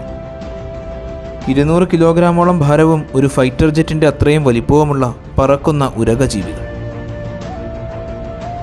അങ്ങനെ ഈ ജുറാസിക് കാലഘട്ടം മുഴുവൻ ഭൂമിയിലെ സകല കോണിലും തങ്ങളുടെ ആധിപത്യം സ്ഥാപിച്ച് ലോകത്തെ അടക്കി ഭരിച്ചിരുന്നത് ഉരക രാജാക്കന്മാർ തന്നെയായിരുന്നു.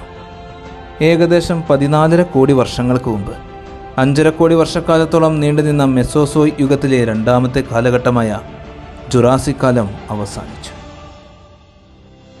തുടർന്ന് മെസോസോയിക് യുഗത്തിലെ അവസാനത്തെ 8 കോടി വർഷ കാലഘട്ടമായ ക്രിറ്റീഷ്യസ് കാലം ആരംഭിച്ചു. ജുറാസിക് കാലം അവസാനിച്ചപ്പോഴേക്കും അന്തരീക്ഷത്തിലെ ചൂട് കുറഞ്ഞ് താപനില താണു. പാഞ്ചിയ വിഭജിച്ച് രൂപം കൊണ്ട വലിയ ഭൂഖണ്ഡങ്ങൾ ചെറിയ ഭൂഖണ്ഡങ്ങളായി പിളർന്ന് അകലാൻ തുടങ്ങി. ഈ ക്രിട്ടീഷ്യസ് കാലത്തിൻ്റെ അവസാനമായപ്പോഴേക്കുമാണ് ഇന്നത്തെ അവസ്ഥയിലേക്ക് ഈ ഭൂഖണ്ഡങ്ങൾക്കെല്ലാം മാറ്റം വരുന്നത്. ഈ കാലഘട്ടത്തിൽ വളരെ വ്യത്യസ്തമായ തരത്തിൽ സസ്യങ്ങൾ പരിണമിച്ചു. അന്നേ വരെ ഭൂമിയിൽ പുഷ്പങ്ങളും പഴങ്ങളും ഉണ്ടായിരുന്നില്ല. ക്രിട്ടീഷ്യസ് കാലത്തിൻ്റെ ആരംഭത്തിലാണ് നമ്മുടെ ഭൂമിയിൽ ആദ്യമായി പഴവർഗ്ഗങ്ങളും പുഷ്പങ്ങളും ഉണ്ടാകുന്നത്. അങ്ങനെ ഭൂമിയിൽ മുഴുവൻ മനോഹരങ്ങളായ പുഷ്പങ്ങൾ നിറഞ്ഞു. അതോടൊപ്പം ധാരാളം പ്രാണിവർഗ്ഗങ്ങളും ചിത്രശലഭങ്ങളും ഉണ്ടായി. അവ ഭൂമി മുഴുവൻ പെരുകി. ഈ ക്രിട്ടീഷ്യസ് കാലത്ത് കരയിൽ ജീവിച്ചിരുന്ന അതിഭീകരന്മാരായ ദിനോസറുകൾ ടീറക്സുകളും ട്രൈസെറാഡോർസും അർജന്റീനോസോറസുമായിരുന്നു. ഈ കാലഘട്ടത്തിലും ആകാശം മുഴുവൻ ടെറോസോറുകളായിരുന്നു. അതായത് മെസോസോയിക് യുഗം മുഴുവൻ ആകാശത്തെ ഭരിച്ചിരുന്നത് ടെറോസോറുകൾ എന്ന പറക്കുന്ന ഉരകജീവികളാണ്. ഈ കാലഘട്ടത്തിൻ്റെ ആരംഭം മുതൽ തന്നെ സസ്തനികൾ വ്യത്യസ്ത തരത്തിലേക്ക് പരിണമിച്ചു തുടങ്ങി. അവയ്ക്ക് ഉയരം വെച്ചു ഇര പിടിക്കുന്ന തരത്തിലേക്ക് അവ പരിണമിച്ചു. അവയ്ക്ക് വലിയ തോതിൽ പരിണാമങ്ങൾ സംഭവിക്കുന്നുണ്ട് എങ്കിലും ഈ കാലഘട്ടം മുഴുവനും സസ്തനികൾ മാംസബുക്കുകളായ ദിനോസറുകളുടെ ആഹാരമായിരുന്നു. ട്രയാസിക് കാലവും ജുറാസിക് കാലവും എന്ന പോലെ തന്നെ ഈ ക്രിട്ടീഷ്യസ് കാലത്തിലും സമുദ്രങ്ങളെ അടക്കി ഭരിച്ചിരുന്നത് ഭീകര ഉരകജീവികൾ തന്നെയായിരുന്നു. അങ്ങനെ ഭൂമിയുടെ എല്ലാ കോണിലും ജീവൻ വളരെ വ്യത്യസ്തവും സങ്കീർണവുമായ തരത്തിൽ പരിണമിച്ചുകൊണ്ടിരുന്ന കാലഘട്ടമായിരുന്നു മെസോസോയിക് യുഗത്തിലെ അവസാനത്തെ കാലഘട്ടമായ ഈ ക്രിട്ടീഷ്യസ് കാലഘട്ടം. എന്നാൽ 6.5 കോടി വർഷങ്ങൾക്ക് മുമ്പ് സൗരയൂഥത്തിലെ ചൊവ്വയ്ക്കും വ്യാഴത്തിനും ഇടയിലുള്ള ആസ്ട്രോയിഡ് ബെൽറ്റിൽ നിന്നും 40 കിലോമീറ്റർ വരെ വ്യാസവും 2 മെട്രിക് ടൺ ഭാരവുമുള്ള ഒരു വലിയ ഉൽക്ക ഭൂമിയെ ലക്ഷ്യം വെച്ച് യാത്ര തിരിച്ചിട്ടുണ്ടായിരുന്നു. ഒരു തീഗോളമായി മാറി ഭൂമിയുടെ അന്തരീക്ഷത്തിലേക്ക് പ്രവേശിച്ച അതിൻ്റെ വേഗത മണിക്കൂറിൽ 70,000 കിലോമീറ്ററായി മാറി. മെക്സിക്കോയിലെ വലിയ വനത്തിനുള്ളിൽ അത് ഇടിച്ചിറങ്ങി. ഭൂമി കുലുങ്ങി. ആണവ വിസ്ഫോടനങ്ങളെക്കാളും വലിയ സ്ഫോടനം നടന്നു.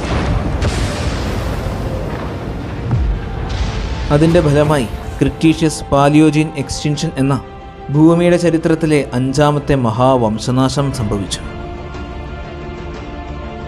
അങ്ങനെ കോടിക്കണക്കിന് വർഷക്കാലത്തോളം ഭൂമിയെ അടക്കി ഭരിച്ചിരുന്ന ദിനോസറുകളടക്കം സകല ഭീകരജീവികളും ഈ വലിയ വംശനാശത്തോടെ മൺമറഞ്ഞുപോയി.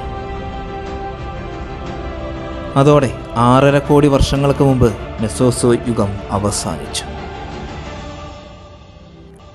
അതിനുശേഷം ഇന്നും തുടർന്നുകൊണ്ടിരിക്കുന്ന, ഇന്ന് നമ്മൾ ജീവിക്കുന്ന സെനോസോയിക് എന്ന പുതിയ യുഗം ആരംഭിച്ചു. ഈ യുഗത്തിൻ്റെ ആദ്യത്തെ 4 കോടി വർഷക്കാലത്തെ പാലിയോജീൻ കാലഘട്ടം എന്നാണ് വിളിക്കുന്നത്. ഈ കാലഘട്ടത്തിൻ്റെ തുടക്കം മുതൽ ഭൂമി അന്ന് സംഭവിച്ച വംശനാശത്തിൽ നിന്നും കരകയറുന്നതിനുള്ള പരിശ്രമങ്ങളിലായിരുന്നു. നീണ്ട 1 കോടി വർഷ കാലഘട്ടത്തോളം എടുത്തു ഭൂമിയിലെ ജീവനും ആവാസ വ്യവസ്ഥയുമെല്ലാം സാധാരണ രീതിയിലെത്തുവാൻ. പാലിയോജീൻ കാലഘട്ടം തുടങ്ങി 1 കോടി വർഷം കഴിഞ്ഞപ്പോഴാണ് നമ്മുടെ ഇന്ത്യ ഏഷ്യയുടെ ഭാഗമായി മാറിയത്. അതുവരെ ഇന്ത്യ ചെറിയൊരു ഭൂഖണ്ഡമായി സമുദ്രങ്ങളിലൂടെ ഒഴുകി നടക്കുകയായിരുന്നു. ഏകദേശം 5.5 കോടി വർഷങ്ങൾക്ക് മുമ്പ് ഏഷ്യയുമായി കൂട്ടിയിടിച്ച് ആ വലിയ ഭൂഖണ്ഡത്തിൻ്റെ ഭാഗമായി തീർന്നു. ആ വലിയ കൂട്ടിയിടിയുടെ ഫലമായിട്ടാണ് ലോകത്തിലെ ഏറ്റവും വലിയ പർവ്വതമായ മൗണ്ട് എവറസ്റ്റ് അടക്കം പർവ്വതനിരകളെല്ലാം രൂപം കൊണ്ടത്. ആ സമയത്ത് ഭൂമിയിൽ ഗ്രീൻ ഹൗസ് കാലഘട്ടമായതുകൊണ്ട് തന്നെ ഇന്നത്തേതിനേക്കാൾ ഒരുപാട് ചൂട് കൂടിയ കാലഘട്ടമായിരുന്നു പാലിയോജീൻ. ഇന്ന് മഞ്ഞ് മൂടിക്കിടക്കുന്ന അന്റാർട്ടിക്കയിൽ നിറയെ അന്ന് വലിയ വനങ്ങൾ മാത്രമായിരുന്നു. മാത്രമല്ല, അന്ന് അന്റാർട്ടിക്ക സ്ഥിതി ചെയ്തിരുന്നത് സൗത്ത് അമേരിക്കയെയും ഓസ്ട്രേലിയയെയും പരസ്പരം ബന്ധിപ്പിച്ചുകൊണ്ട് അവയ്ക്ക് നടുവിലായിരുന്നു. എന്നാൽ പാലിയോജീനിൻ്റെ പകുതി ആയപ്പോഴേക്കും ഏകദേശം 4.5 കോടി വർഷങ്ങൾക്ക് മുമ്പ് അന്റാർട്ടിക്ക അവിടെ നിന്നും ഏകദേശം ഇന്ന് സ്ഥിതി ചെയ്യുന്ന ദക്ഷിണ ധ്രുവത്തിൽ എത്തിച്ചേർന്നു. എന്നാൽ ഇന്നത്തേതുപോലെ അന്ന് അന്റാർട്ടിക്കയിൽ മഞ്ഞുപാളികളൊന്നും ഉണ്ടായിരുന്നില്ല. പാലിയോജീൻ കാലത്തിൻ്റെ തുടക്കത്തിൽ പണ്ട് ദിനോസറുകളടക്കം മറ്റ് ഭീകരജീവികളുടെ എല്ലാം ഇരകൾ മാത്രമായിരുന്ന സസ്തനികൾ ശത്രുക്കൾ ഇല്ലാതായതോടെ ആഹാരമന്വേഷിച്ച് വളരാൻ തുടങ്ങി. അവർ തങ്ങളുടെ അതിജീവനത്തിനു വേണ്ടി എന്തും ചെയ്യാനും എന്തും കഴിക്കാനും തയ്യാറായിരുന്നു. അങ്ങനെ കാലങ്ങൾ കഴിയുന്തോറും അവരിൽ അഡാപ്റ്റീവ് റേഡിയേഷൻ സംഭവിക്കുകയും വലിയ പരിണാമങ്ങൾ നടക്കുകയും ചെയ്തു. അങ്ങനെ നമ്മൾ ഇന്ന് കാണുന്ന വ്യത്യസ്ത തരത്തിലെ ജീവജാലങ്ങളായി പരിണമിക്കാൻ തുടങ്ങി. മറ്റൊരർത്ഥത്തിൽ പറഞ്ഞാൽ നമ്മിലേക്കുള്ള പരിണാമത്തിൻ്റെ തുടക്കമായിരുന്നു അത്. വനങ്ങളിൽ മുഴുവൻ സസ്തനികൾ വളരെ സമൃദ്ധമായി ജീവിച്ചിരുന്ന ഒരു കാലഘട്ടമായിരുന്നു പാലിയോജിൻ. ഇരപിടിയന്മാരായ ജീവികളുടെ എല്ലാം പുതുപൂർവികൻ എന്ന് കരുതപ്പെടുന്ന ചെറിയ സസ്തനികളായ മയാസിഡുകൾ. 12 അടിയോളം നീളവും 1000 കിലോഗ്രാമോളം ഭാരവുമുള്ള അന്നത്തെ ഒരു ഭീകര ഇരപിടിയനായ ആൻഡ്രിയോസാർക്കസ്. തിമിംഗലങ്ങളുടെ പൂർവികരായിരുന്ന ആർക്കിയോസീഡ്സ്. ആനകളുടെ പൂർവികരായിരുന്ന ഇന്നത്തെ ഒരു പന്നിയുടെ അത്രയും മാത്രം വലിപ്പമുള്ള സസ്യബുക്കുകളായ മൊയ്രിയോതെയ്ര്. ഇന്നത്തെ കാണ്ടാമൃഗങ്ങളുടെ പൂർവികന്മാരായ 5 മീറ്റർ ഉയരവും 9 മീറ്റർ നീളവും 5000 മുതൽ 20000 കിലോഗ്രാം വരെ ഭാരവുമുള്ള പാരാസിറാത്തേരിയം. അങ്ങനെ വ്യത്യസ്ത തരങ്ങളിലേക്ക് സസ്തനികൾ പരിണമിച്ചിരുന്ന കാലഘട്ടമായിരുന്നു പാലിയോജിൻ. പാലിയോജിൻ കാലത്തിൻ്റെ അവസാന സമയത്ത്, അതായത് ഏകദേശം 3.5 കോടി വർഷങ്ങൾക്ക് മുമ്പ്, ഇന്നും തുടർന്നുകൊണ്ടിരിക്കുന്ന ഐസേജ് കാലഘട്ടം ആരംഭിച്ചു. ചൂടുകൂടിയ അവസ്ഥയിൽ നിന്നും ഭൂമിയിലെ താപനില കുറഞ്ഞു. കാട് മൂടിക്കിടന്ന അന്റാർട്ടിക്ക തണുത്തുറയാൻ തുടങ്ങി. പാലിയോജീനിൻ്റെ അവസാനമായപ്പോഴേക്കും അന്ന് ജീവിച്ചിരുന്ന പല ജീവജാലങ്ങൾക്കും വംശനാശം സംഭവിച്ചു. അങ്ങനെ 2.5 കോടി വർഷങ്ങൾക്ക് മുമ്പ് പാലിയോജീൻ കാലഘട്ടം അവസാനിച്ചു. തുടർന്ന് അടുത്ത 2 കോടി വർഷക്കാലഘട്ടം നീണ്ടുനിന്ന നിയോജീൻ യുഗം ആരംഭിക്കുകയും ചെയ്തു. ഈ കാലഘട്ടത്തിലാണ് ഭൂമി ഇന്നത്തേതിന് സമാനമായ അവസ്ഥയിലേക്കായി മാറുന്നത്. അതായത് ആവാസ വ്യവസ്ഥകളും ജീവജാലങ്ങളും കാലാവസ്ഥയുമെല്ലാം ഇന്നത്തേതുപോലെയായി മാറിക്കഴിഞ്ഞു. നിയോജീനിൻ്റെ ആദ്യ സമയമായ മയോസീൻ കാലഘട്ടത്തിലാണ് കരയിലും വെള്ളത്തിലും വൈവിധ്യമാർന്ന തരത്തിൽ ജീവജാലങ്ങൾ ഉണ്ടാകുന്നത്. അതുപോലെ തന്നെ വ്യത്യസ്ത തരങ്ങളായി പരിണമിച്ച സസ്തനികൾ ലോകം മുഴുവൻ വ്യാപിക്കാൻ തുടങ്ങുന്നതും ഇതേ സമയത്ത് തന്നെയാണ്. കരടികളുടെയും ഹൈനകളുടെയും പൂർവികർ, മാൻവർഗ്ഗങ്ങൾ, ആനകൾ, പുലികൾ പോലെയുള്ള വലിയ പൂച്ചവർഗ്ഗങ്ങൾ, കങ്കാരുകൾ, അങ്ങനെ ഇന്ന് നമുക്ക് കാണുവാൻ സാധിക്കുന്ന പല ജീവജാലങ്ങളും ജനിക്കുന്നത് ഈ കാലഘട്ടത്തിലാണ്. ഭൂമിയുടെ പല ഭാഗങ്ങളിലും ഉണ്ടായിരുന്ന വലിയ മഴക്കാടുകളെല്ലാം ചെറിയ പുൽമേടുകളായി മാറിയതും സമുദ്രത്തിൽ അനേകം ജീവജാലങ്ങളുണ്ടായതും വ്യത്യസ്ത തരങ്ങളിലുള്ള തിമിംഗലങ്ങൾ രൂപം കൊണ്ടതുമെല്ലാം ഇതേ കാലഘട്ടത്തിൽ തന്നെയാണ്. സസ്തനികൾക്ക് വലിയ തരത്തിൽ രൂപമാറ്റങ്ങൾ സംഭവിച്ചത് അവരുടെ അതിജീവനത്തിൻ്റെ ഭാഗമായിട്ടാണ്. അങ്ങനെ രൂപമാറ്റം സംഭവിക്കുന്ന ആ അവസ്ഥയെ പ്രോട്ടോ പ്രീമിയേറ്റ് എന്നാണ് പറയുന്നത്. മണ്ണിലൂടെ നടക്കുന്നതിനും മരത്തിൽ കയറുന്നതിനും വസ്തുക്കൾ എടുത്തു പിടിക്കുന്നതിനും കഴിയുന്ന തരത്തിൽ അവരുടെ കൈകൾക്കും കാലുകൾക്കുമെല്ലാം ഒരേപോലെ രൂപമാറ്റം വന്നു. അങ്ങനെ പരിണമിച്ച അവർ പല വർഗങ്ങളായി വേർതിരിഞ്ഞു. മയോസീൻ കാലഘട്ടത്തിൽ ഏകദേശം 21 മുതൽ 17 കോടി വർഷങ്ങൾക്ക് മുൻപ് ആഫ്രിക്കൻ മഴക്കാടുകൾക്കുള്ളിൽ ഒരു പ്രത്യേക ഇനത്തിൽപ്പെട്ട ഒരു സസ്തനി രൂപം കൊണ്ടു. ഇന്നത്തെ കുരങ്ങുകളുമായി ഏറെ സാദൃശ്യമുണ്ടായിരുന്ന ഒരു സസ്തനി, പ്രൊക്കോൺസൽ. ഈ ലോകത്തെ തന്നെ അടിമുടി മാറ്റിമറിക്കുവാൻ കഴിവുള്ള, ഇന്നീ ഭൂമിയെ മുഴുവൻ അടക്കി ഭരിച്ചുകൊണ്ടിരിക്കുന്ന ഈ മനുഷ്യരാശിയിലേക്കുള്ള വലിയ പരിണാമങ്ങളുടെ തുടക്കം. കഥ ഇവിടെ നിന്നുമാണ് ആരംഭിക്കുന്നത്.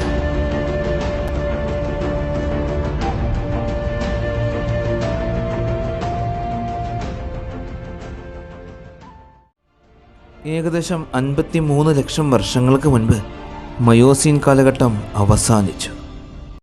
തുടർന്ന് 28 ലക്ഷം വർഷക്കാലത്തോളം നീണ്ടുനിന്ന പ്ലയോസീൻ എന്ന കാലഘട്ടം ആരംഭിച്ചു. ഈ ഒരു കാലഘട്ടം തുടങ്ങുന്നതിന് മുൻപ് ആഫ്രിക്കയിലെ വനങ്ങൾക്കുള്ളിലാണ് നമ്മുടെ പൂർവികരുടെ പരിണാമം ആരംഭിക്കുന്നത്. കൈകളും കാലുകളും ഒരുപോലെ ഉപയോഗിച്ച് വസ്തുക്കൾ എടുത്തു പിടിക്കുവാൻ സാധിക്കുന്ന വിധത്തിലും ആഫ്രിക്കയിലെ വലിയ മരങ്ങൾക്ക് മുകളിൽ താമസിക്കുവാനും ഒരു മരത്തിൽ നിന്നും മറ്റൊരു മരത്തിലേക്ക് ചാടി സഞ്ചരിക്കുവാനും സാധിക്കുന്ന വിധത്തിലായിരുന്നു ആദ്യത്തെ പൂർവികരുടെ ശരീരഘടന. അവർ 2 കൈകളും കാലുകൾ പോലെ തന്നെ ഉപയോഗിച്ച് 4 കാലുകളെ പോലെയായിരുന്നു നടന്നിരുന്നത്. സഹലാൻഡ്രോപ്പസ്, ഒറോറി, ആർട്ടിപിത്തക്കസ് എന്നിവരായിരുന്നു പൊതുപൂർവികരിൽ നിന്നും പരിണാമം പ്രാപിച്ച മനുഷ്യൻ്റെ ആദ്യത്തെ പൂർവ്വപിതാക്കന്മാർ. ആ കാലഘട്ടങ്ങളിൽ അവർ ജീവിച്ചിരുന്നത് മുഴുവനും ആഫ്രിക്കയിലെ വലിയ വനങ്ങൾക്കുള്ളിൽ മാത്രമായിരുന്നു. കാട്ടിലെ പഴങ്ങളും ചെടികളും എല്ലാം ഭക്ഷിക്കുന്ന സസ്യബുക്കുകളായിരുന്നു ഈ പൂർവ്വപിതാക്കന്മാർ. അങ്ങനെ കാലങ്ങൾ ഒരുപാട് കടന്നുപോയി. മയോസീൻ കാലഘട്ടത്തിൻ്റെ അവസാന സമയം. ആഫ്രിക്കയുടെ കിഴക്ക് ഭാഗത്ത് ഈസ്റ്റ് ആഫ്രിക്കൻ ഡ്രിഫ്റ്റ് വാലി എന്ന വലിയൊരു പർവ്വതനിര രൂപം കൊണ്ടു. ആഫ്രിക്കയുടെ ഭൂപ്രകൃതിയെ തന്നെ അത് മാറ്റിമറിച്ചു. ഇതുമൂലം കാലങ്ങൾ കഴിയുന്തോറും ആഫ്രിക്കയിലെ വലിയ വനങ്ങളെല്ലാം ചെറിയ പുൽമേടുകൾ മാത്രമായി മാറി. ഇതിനോടൊപ്പം ആ പ്രദേശങ്ങളിലെ കാലാവസ്ഥയിൽ വലിയ മാറ്റങ്ങൾ സംഭവിക്കാൻ തുടങ്ങി. മറ്റൊരു വംശനാശത്തിൻ്റെ സൂചന. കാലാവസ്ഥയിൽ സംഭവിച്ച ഈ വലിയ വ്യതിയാനവും വനങ്ങൾക്ക് സംഭവിച്ച മാറ്റവും പല ആവാസ വ്യവസ്ഥകളെയും തകർത്ത് കളഞ്ഞു. അന്ന് വനങ്ങളെ മാത്രം ആശ്രയിച്ച് ജീവിച്ചിരുന്ന ചെറുതും വലുതുമായ പല ജീവജാലങ്ങൾക്കും ഈ ഒരവസ്ഥയെ അതിജീവിക്കാൻ സാധിച്ചിരുന്നില്ല. അതിൻ്റെ എല്ലാം ഫലമായി അവയ്ക്ക് വംശനാശം സംഭവിച്ചു. എന്നാൽ ഇവരോടൊപ്പം വനങ്ങളിൽ മാത്രം ജീവിച്ചിരുന്ന മനുഷ്യരുടെ പൂർവികർ ഈ പ്രതികൂല സാഹചര്യങ്ങളെ അതിജീവിച്ചു. അതിനുവേണ്ടി അവർ മരങ്ങൾക്ക് മുകളിൽ നിന്നും താഴേക്കിറങ്ങി വന്നു. ഈ പൂർവ്വപിതാക്കന്മാർ വംശനാശത്തിൻ്റെ വക്കിൽ എത്തിച്ചേർന്നില്ല എങ്കിലും ഈ കാലാവസ്ഥാ വ്യതിയാനം അവരുടെ സാമ്രാജ്യത്തെ മുഴുവനും ഉഷ്ണമേഖലാ പ്രദേശമാക്കി മാറ്റി. അതിനോടൊപ്പം തന്നെ അവരുടെ ആവാസ വ്യവസ്ഥകളെല്ലാം താറുമാറായിപ്പോയി. പട്ടിണിയായിപ്പോയ അവർ ഭക്ഷണം തേടി അലയാൻ തുടങ്ങി. 4 കാലിൽ നടക്കുക എന്നത് ഇപ്പോൾ അവർക്ക് ഒരു ബുദ്ധിമുട്ടായി തുടങ്ങിയിട്ടുണ്ട്. പുതിയ ജീവിത സാഹചര്യങ്ങളിലേക്ക് എത്തിയപ്പോഴേക്കും ശത്രുക്കളുടെ കരങ്ങളിൽ നിന്നും രക്ഷ നേടുക എന്നത് അത്യാവശ്യമായി വന്നു. പലതരത്തിലും പ്രതിരോധിച്ചു നോക്കിയെങ്കിലും ശത്രുക്കളുടെ ആക്രമണം കൂടി വന്നതോടെ ആദ്യമായി അവർ മരക്കമ്പുകൾ ആയുധമാക്കി ഉപയോഗിക്കാൻ തുടങ്ങി. മാത്രമല്ല, വനങ്ങൾ ഇല്ലാതായതോടെ പഴവർഗ്ഗങ്ങൾ മാത്രം ഭക്ഷിച്ച് ജീവിച്ചിരുന്ന സസ്യബുക്കുകളായ ഈ പൂർവികർക്ക് ആഹാരം ലഭിക്കാതെയായി. അങ്ങനെ പട്ടിണിയായി പോയ നമ്മുടെ പൂർവികർ ഈ പ്രതികൂല സാഹചര്യങ്ങളെല്ലാം അതിജീവിക്കുന്നതിനുള്ള ശ്രമങ്ങൾ നടത്തിക്കൊണ്ടേയിരുന്നു. ശത്രുക്കളായ വന്യമൃഗങ്ങളിൽ നിന്നും രക്ഷ നേടുന്നതിനായി കൈകളിൽ എടുത്ത ആയുധങ്ങൾ ഉപയോഗിച്ച് അവർ വന്യമൃഗങ്ങളെ വേട്ടയാടി തുടങ്ങി. പഴയതുപോലെ ഇനിയും 4 കാലിൽ നടന്നാൽ വേട്ടയാടാനും ശത്രുക്കളിൽ നിന്നും രക്ഷ നേടാനും ദൂരെയുള്ള കാഴ്ചകൾ കാണുന്നതിനും വളരെ ബുദ്ധിമുട്ടായതുകൊണ്ട് തന്നെ ഏകദേശം 50 ലക്ഷം വർഷങ്ങൾക്ക് മുൻപ് ആദ്യമായി മനുഷ്യൻ്റെ പൂർവ്വപിതാക്കന്മാർ 2 കാലിൽ നിവർന്നു നിന്നു. മനുഷ്യപരിണാമത്തിലെ ഏറ്റവും പ്രധാനപ്പെട്ട ഈയൊരു മാറ്റത്തെ ബൈപെഡലിസം എന്നാണ് പറയുന്നത്. അവർ ഇന്ന് നമ്മൾ നടക്കുന്നത് പോലെ നടക്കാനും നല്ല വേഗതയിൽ ഓടാനും തുടങ്ങി. അങ്ങനെ കാലങ്ങൾ കടന്നുപോയി.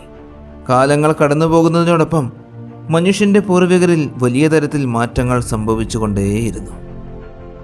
അങ്ങനെ ഏകദേശം 30 ലക്ഷം വർഷങ്ങൾക്ക് മുൻപ് വലിയ പരിണാമങ്ങൾ സംഭവിച്ച ഈ പൂർവികർ 4.5 അടി ഉയരവും 40 കിലോഗ്രാമോളം ഭാരവുമുള്ള ഓസ്ട്രാലോപിത്തക്കസുകളായി പരിണമിച്ചു. 20 ലക്ഷം വർഷക്കാലത്തോളം ഈ ഭൂമുഖത്ത് ജീവിച്ചിരുന്ന ഓസ്ട്രാലോപിത്തക്കസുകളാണ് നമ്മിലേക്കുള്ള പരിണാമത്തിൻ്റെ നിർണായക ഘടകം. ഇടുങ്ങിയ നെറ്റി, കുഴിഞ്ഞ കണ്ണ്, ഉന്തിയ പിരികം, പരന്ന മൂക്ക്, ഉന്തിയ താടി, ഇതെല്ലാമായിരുന്നു അവരുടെ പ്രത്യേകതകൾ. 4 കാലിൽ നടക്കുന്ന നാൽക്കാലികളുടെ തലയോട്ടിയിലെ ഹോർമൻ മാഗ്നം എന്ന സുഷിരം തലയോട്ടിക്ക് പിറകിലായിട്ടാണുള്ളത്. ഓസ്ട്രാലോപിത്തക്കസുകളിൽ ഈ സുഷിരം നമ്മുടെ തലയോട്ടിയിൽ ഉള്ളതുപോലെ തന്നെ തലയോട്ടിയുടെ മധ്യഭാഗത്തായിട്ടാണ് സ്ഥിതി ചെയ്യുന്നത്. കൂടാതെ അവൻ്റെ അരയ്ക്ക് താഴോട്ടുള്ള ഭാഗവും കാലിലെ അസ്ഥികളുമെല്ലാം ഒരു മനുഷ്യനെ പോലെ തന്നെയായിരുന്നു. അവൻ വലിയ മരങ്ങൾക്ക് മുകളിൽ കൂടുകൂട്ടി താമസിച്ചിരുന്നില്ല. ഒരു വൃക്ഷത്തിൽ നിന്നും മറ്റൊരു വൃക്ഷത്തിലേക്ക് ചാടി നടന്നിരുന്നില്ല. അവൻ്റെ വാസം കരയിൽ തന്നെയായിരുന്നു. അവൻ 2 കൈകളും വീശി 2 കാലിൽ നിവർന്നായിരുന്നു നടന്നിരുന്നത്. സസ്തനികളിൽ മനുഷ്യർക്ക് മാത്രമേ വളരെ സ്വാഭാവികമായി നിവർന്നു നിൽക്കാൻ കഴിവുള്ളൂ. മനുഷ്യർക്ക് മാത്രമേ നിവർന്നു നിൽക്കാൻ അനുയോജ്യമായ അസ്ഥികളും പേശികളും തലയോട്ടിയും ശരീര നിർമ്മിതിയും കാണുവാൻ സാധിക്കും. ഈ സവിശേഷതകളെല്ലാം മനുഷ്യൻ തൻ്റെ മുൻഗാമിയായ ഓസ്ട്രലോപിത്തക്കസിൽ നിന്നും പരമ്പരാഗതമായി കരസ്ഥമാക്കിയതാണ്. ആധുനിക മനുഷ്യരുമായി ഒരുപാട് സാമ്യമുണ്ടായിരുന്ന അവർക്കും ആധുനിക മനുഷ്യനെ പോലെ തന്നെ 32 പല്ലുകളാണ് ഉണ്ടായിരുന്നത്. അവരുടെ അണപ്പല്ലുകൾ വലിയ കുരങ്ങന്മാരെ പോലെ ആയിരുന്നു. ഇവരുടെ പ്രധാന ഭക്ഷണം പഴങ്ങളും പച്ചക്കറികളും കിഴങ്ങുവർഗ്ഗങ്ങളും ചെറിയ പല്ലി പോലുള്ള ജീവികളുമായിരുന്നു.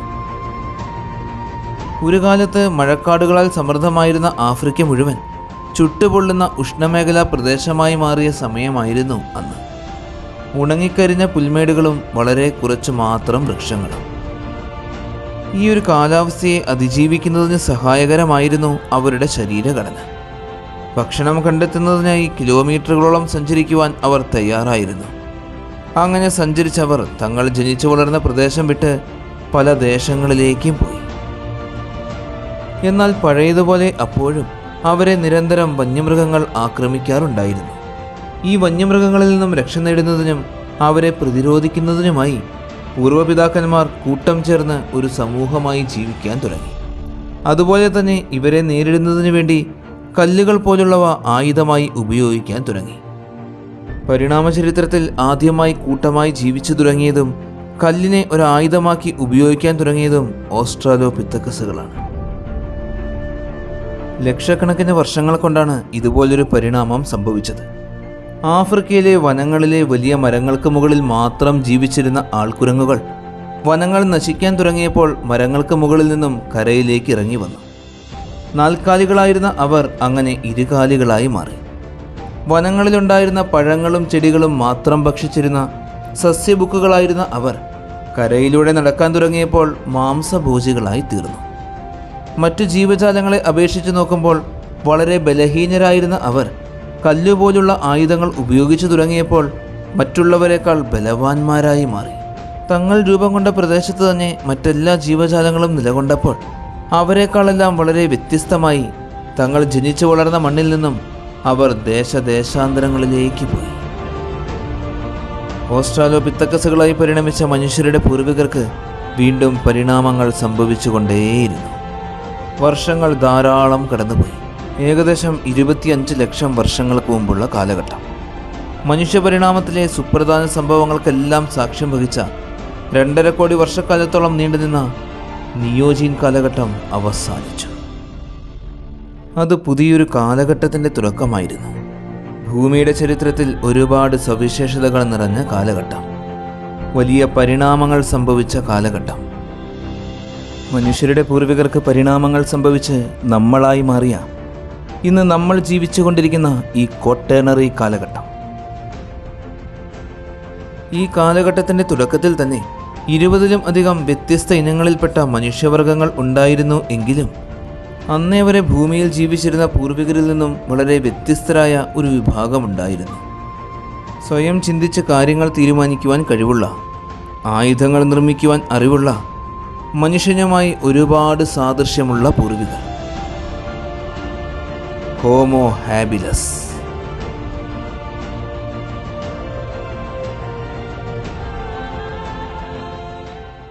ഇരുപത്തിമൂന്ന് ലക്ഷം വർഷങ്ങൾ മുതൽ 15 ലക്ഷം വർഷങ്ങൾക്ക് മുമ്പ് വരെ ജീവിച്ചിരുന്ന പൂർവികർ.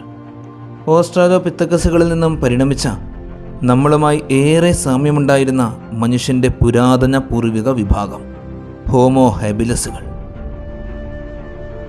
ആഹാരം തേടി കണ്ടെത്തുന്നതിനും ശത്രുക്കളായ വന്യമൃഗങ്ങളിൽ നിന്നും രക്ഷ നേടുന്നതിനും മറ്റു മൃഗങ്ങളെ വേട്ടയാടി പിടിക്കുന്നതിനും എല്ലാമായി പൂർവികർ കൂട്ടമായി ജീവിക്കുകയും കല്ലുകളും മരക്കമ്പുകളുമെല്ലാം ആയുധങ്ങളായി ഉപയോഗിക്കുകയും ചെയ്തിരുന്ന കാലഘട്ടം.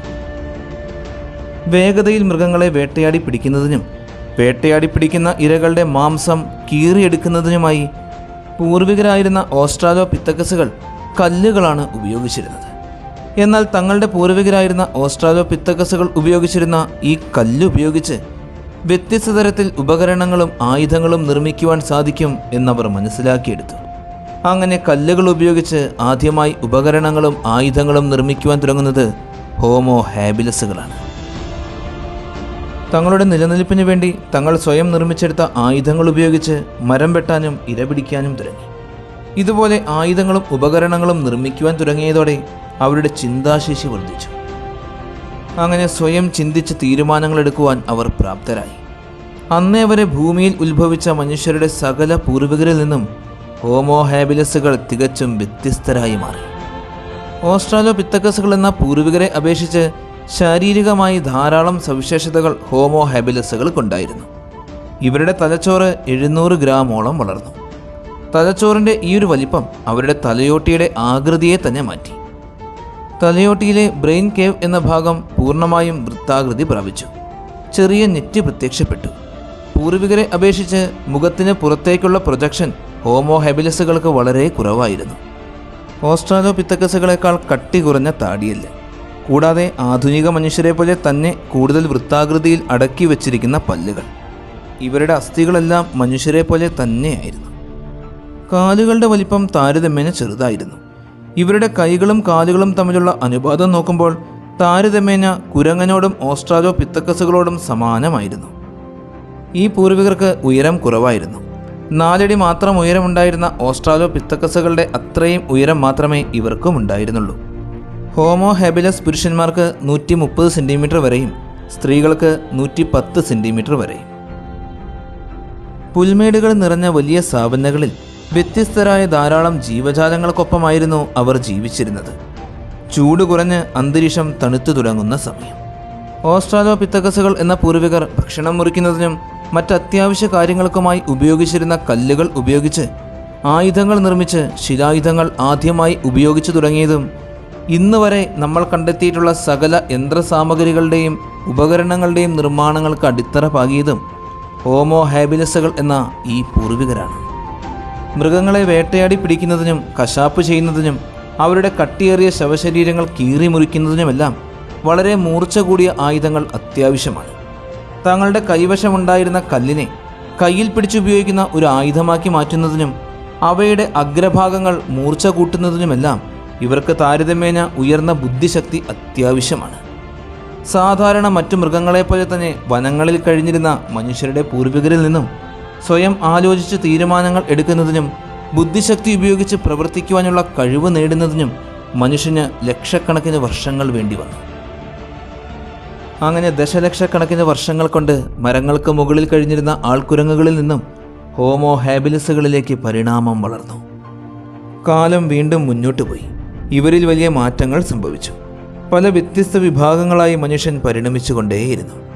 അവരിൽ മനുഷ്യരാശിയുടെ ചരിത്രത്തെ തന്നെ മാറ്റിമറിച്ച, മനുഷ്യനെ ഈ ലോകത്തിൻ്റെ അധിപനാക്കി മാറ്റിയ ഒരു സവിശേഷ വിഭാഗമുണ്ടായിരുന്നു, ഹോമോ ഇറക്ടസ്.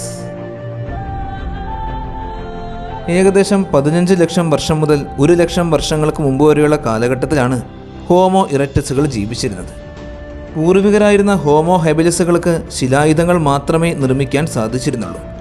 എന്നാൽ ഇവർ കല്ലുകളും മറ്റു പല വസ്തുക്കളും ഉപയോഗിച്ച് വ്യത്യസ്ത തരത്തിലുള്ള ധാരാളം ആയുധങ്ങൾ നിർമ്മിച്ചു.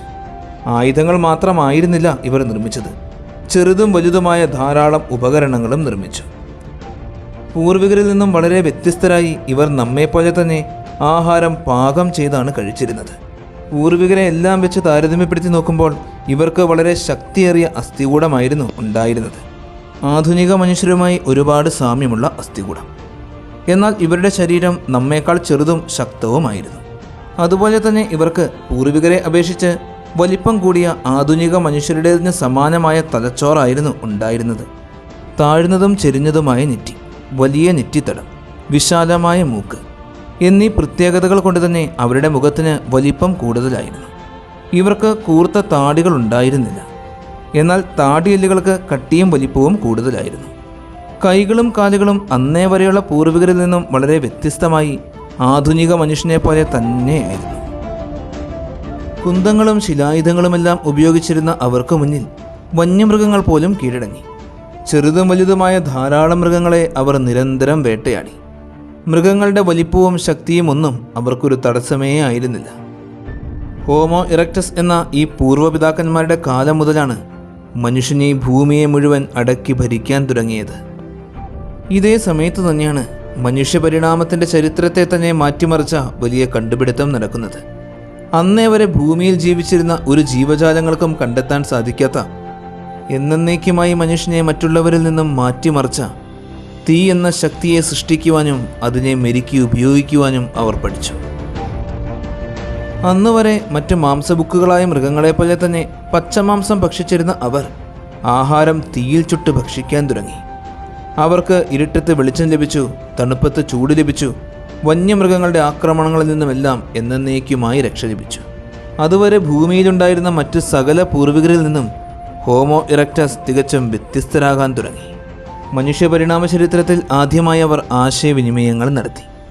അതിനുവേണ്ടി അവർ പല ശബ്ദങ്ങളും പുറപ്പെടുവിച്ചു. ആശയവിനിമയത്തിനു വേണ്ടി നമ്മുടെ പൂർവികരായിരുന്ന ഹോമോ ഇറക്ടസുകൾ പുറപ്പെടുവിച്ച ശബ്ദങ്ങളാണ് പിന്നീട് ഭാഷകളായി മാറുന്നത്.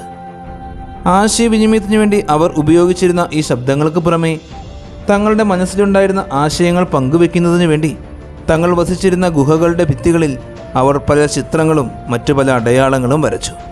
ആ ഗുഹാചിത്രങ്ങളെല്ലാം ഇന്നും നമുക്ക് കാണുവാൻ സാധിക്കും. മറ്റു പൂർവികരിൽ നിന്നും തികച്ചും വ്യത്യസ്തരായിരുന്നു ഹോമോ ഇറക്ടസുകൾ.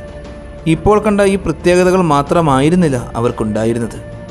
ദശലക്ഷക്കണക്കിന് വർഷങ്ങളോളമായി തങ്ങളുടെ പൂർവികർ അധിവസിച്ചിരുന്ന ആഫ്രിക്കയിലെ പ്രദേശങ്ങൾ വിട്ട് ആഫ്രിക്ക ഭൂഖണ്ഡത്തിലെ മറ്റ് രാജ്യങ്ങളിലേക്ക് അവർ കടന്നു ചെന്നു. ആഫ്രിക്ക എന്ന ഭൂഖണ്ഡം തന്നെ വിട്ട് മറ്റ് ഭൂഖണ്ഡങ്ങളിലേക്കും പോയി. ആഫ്രിക്കയുടെ പുറത്തേക്ക് പോയ മനുഷ്യൻ്റെ ആദ്യത്തെ പൂർവ്വപിതാക്കന്മാരാണ് ഹോമോ ഇറക്ടസുകൾ. അവർ യൂറോപ്പിലെത്തിച്ചേർന്നു. തങ്ങൾ ജനിച്ച മണ്ണിൽ തന്നെ തുടർന്നുകൊണ്ടിരുന്ന മറ്റു സകല ജീവജാലങ്ങളിൽ നിന്നും തികച്ചും വ്യത്യസ്തരായി മനുഷ്യൻ ലോകം മുഴുവൻ വ്യാപിക്കാൻ തുടങ്ങി. എന്നാൽ മനുഷ്യരാശിയുടെ ചരിത്രത്തെ തന്നെ മാറ്റിമറിക്കുന്നതിന് വേണ്ടി പിറവിയെടുത്ത ഹോമോ ഇറക്ടസുകൾ എന്ന ഈ പൂർവികർക്ക് പ്രകൃതി അവിടെ ഒരുക്കി വെച്ചിരുന്നത് വലിയ ദുരന്തമായിരുന്നു. 1.1 ദശലക്ഷം വർഷങ്ങൾക്ക് മുമ്പുള്ള കാലഘട്ടം. വടക്കൻ അറ്റ്ലാന്റിക് മുഴുവൻ മഞ്ഞ് മൂടാൻ തുടങ്ങി. അറ്റ്ലാന്റിക്കിൻ്റെ മുകളിൽ മൂടിയ ഈ മഞ്ഞുപാളികൾ 4000 വർഷക്കാലത്തോളം അറ്റ്ലാന്റിക്കിനെ മൂടി നിന്നു. യൂറോപ്പിനെ ആദ്യമായി കോളനിവൽക്കരിക്കാൻ തുടങ്ങിയ ഹോമോ ഇറക്ടസുകൾക്ക് ഈ വലിയൊരു മാറ്റത്തെ അതിജീവിക്കുവാൻ ബുദ്ധിമുട്ടായി തുടങ്ങി. ഈ വലിയ കാലാവസ്ഥാ വ്യതിയാനം യൂറോപ്പിനെ വാസയോഗ്യമല്ലാതെയാക്കി മാറ്റി. മാത്രമല്ല, അതികഠിനമായ ഈ ഹിമപാതം ഹോമോ ഇറക്ടസിൻ്റെ ഭക്ഷണങ്ങളെല്ലാം ഇല്ലാതെയാക്കി. ഇത്രത്തോളം വലിയ തണുപ്പിനെ അതിജീവിക്കുവാൻ അവർക്ക് കഴിയുമായിരുന്നില്ല.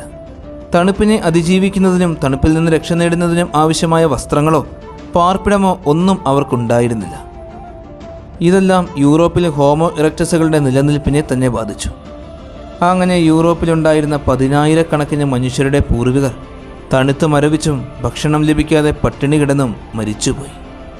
ഈ വലിയ കാലാവസ്ഥാ വ്യതിയാനത്തെ തുടർന്ന് ആ പ്രദേശത്തുണ്ടായിരുന്ന പൂർവികർക്കെല്ലാം വംശനാശം സംഭവിച്ചു. കാലം പിന്നെയും മുന്നോട്ട് സഞ്ചരിച്ചു. മിച്ചമുണ്ടായിരുന്ന മനുഷ്യരുടെ പൂർവികർക്കെല്ലാം പരിണാമങ്ങൾ സംഭവിച്ചുകൊണ്ടേയിരുന്നു.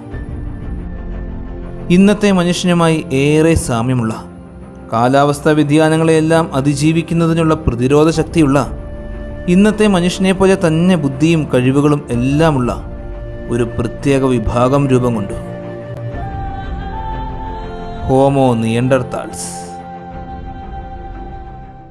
ഐസേജ് അഥവാ ഹിമയുഗം.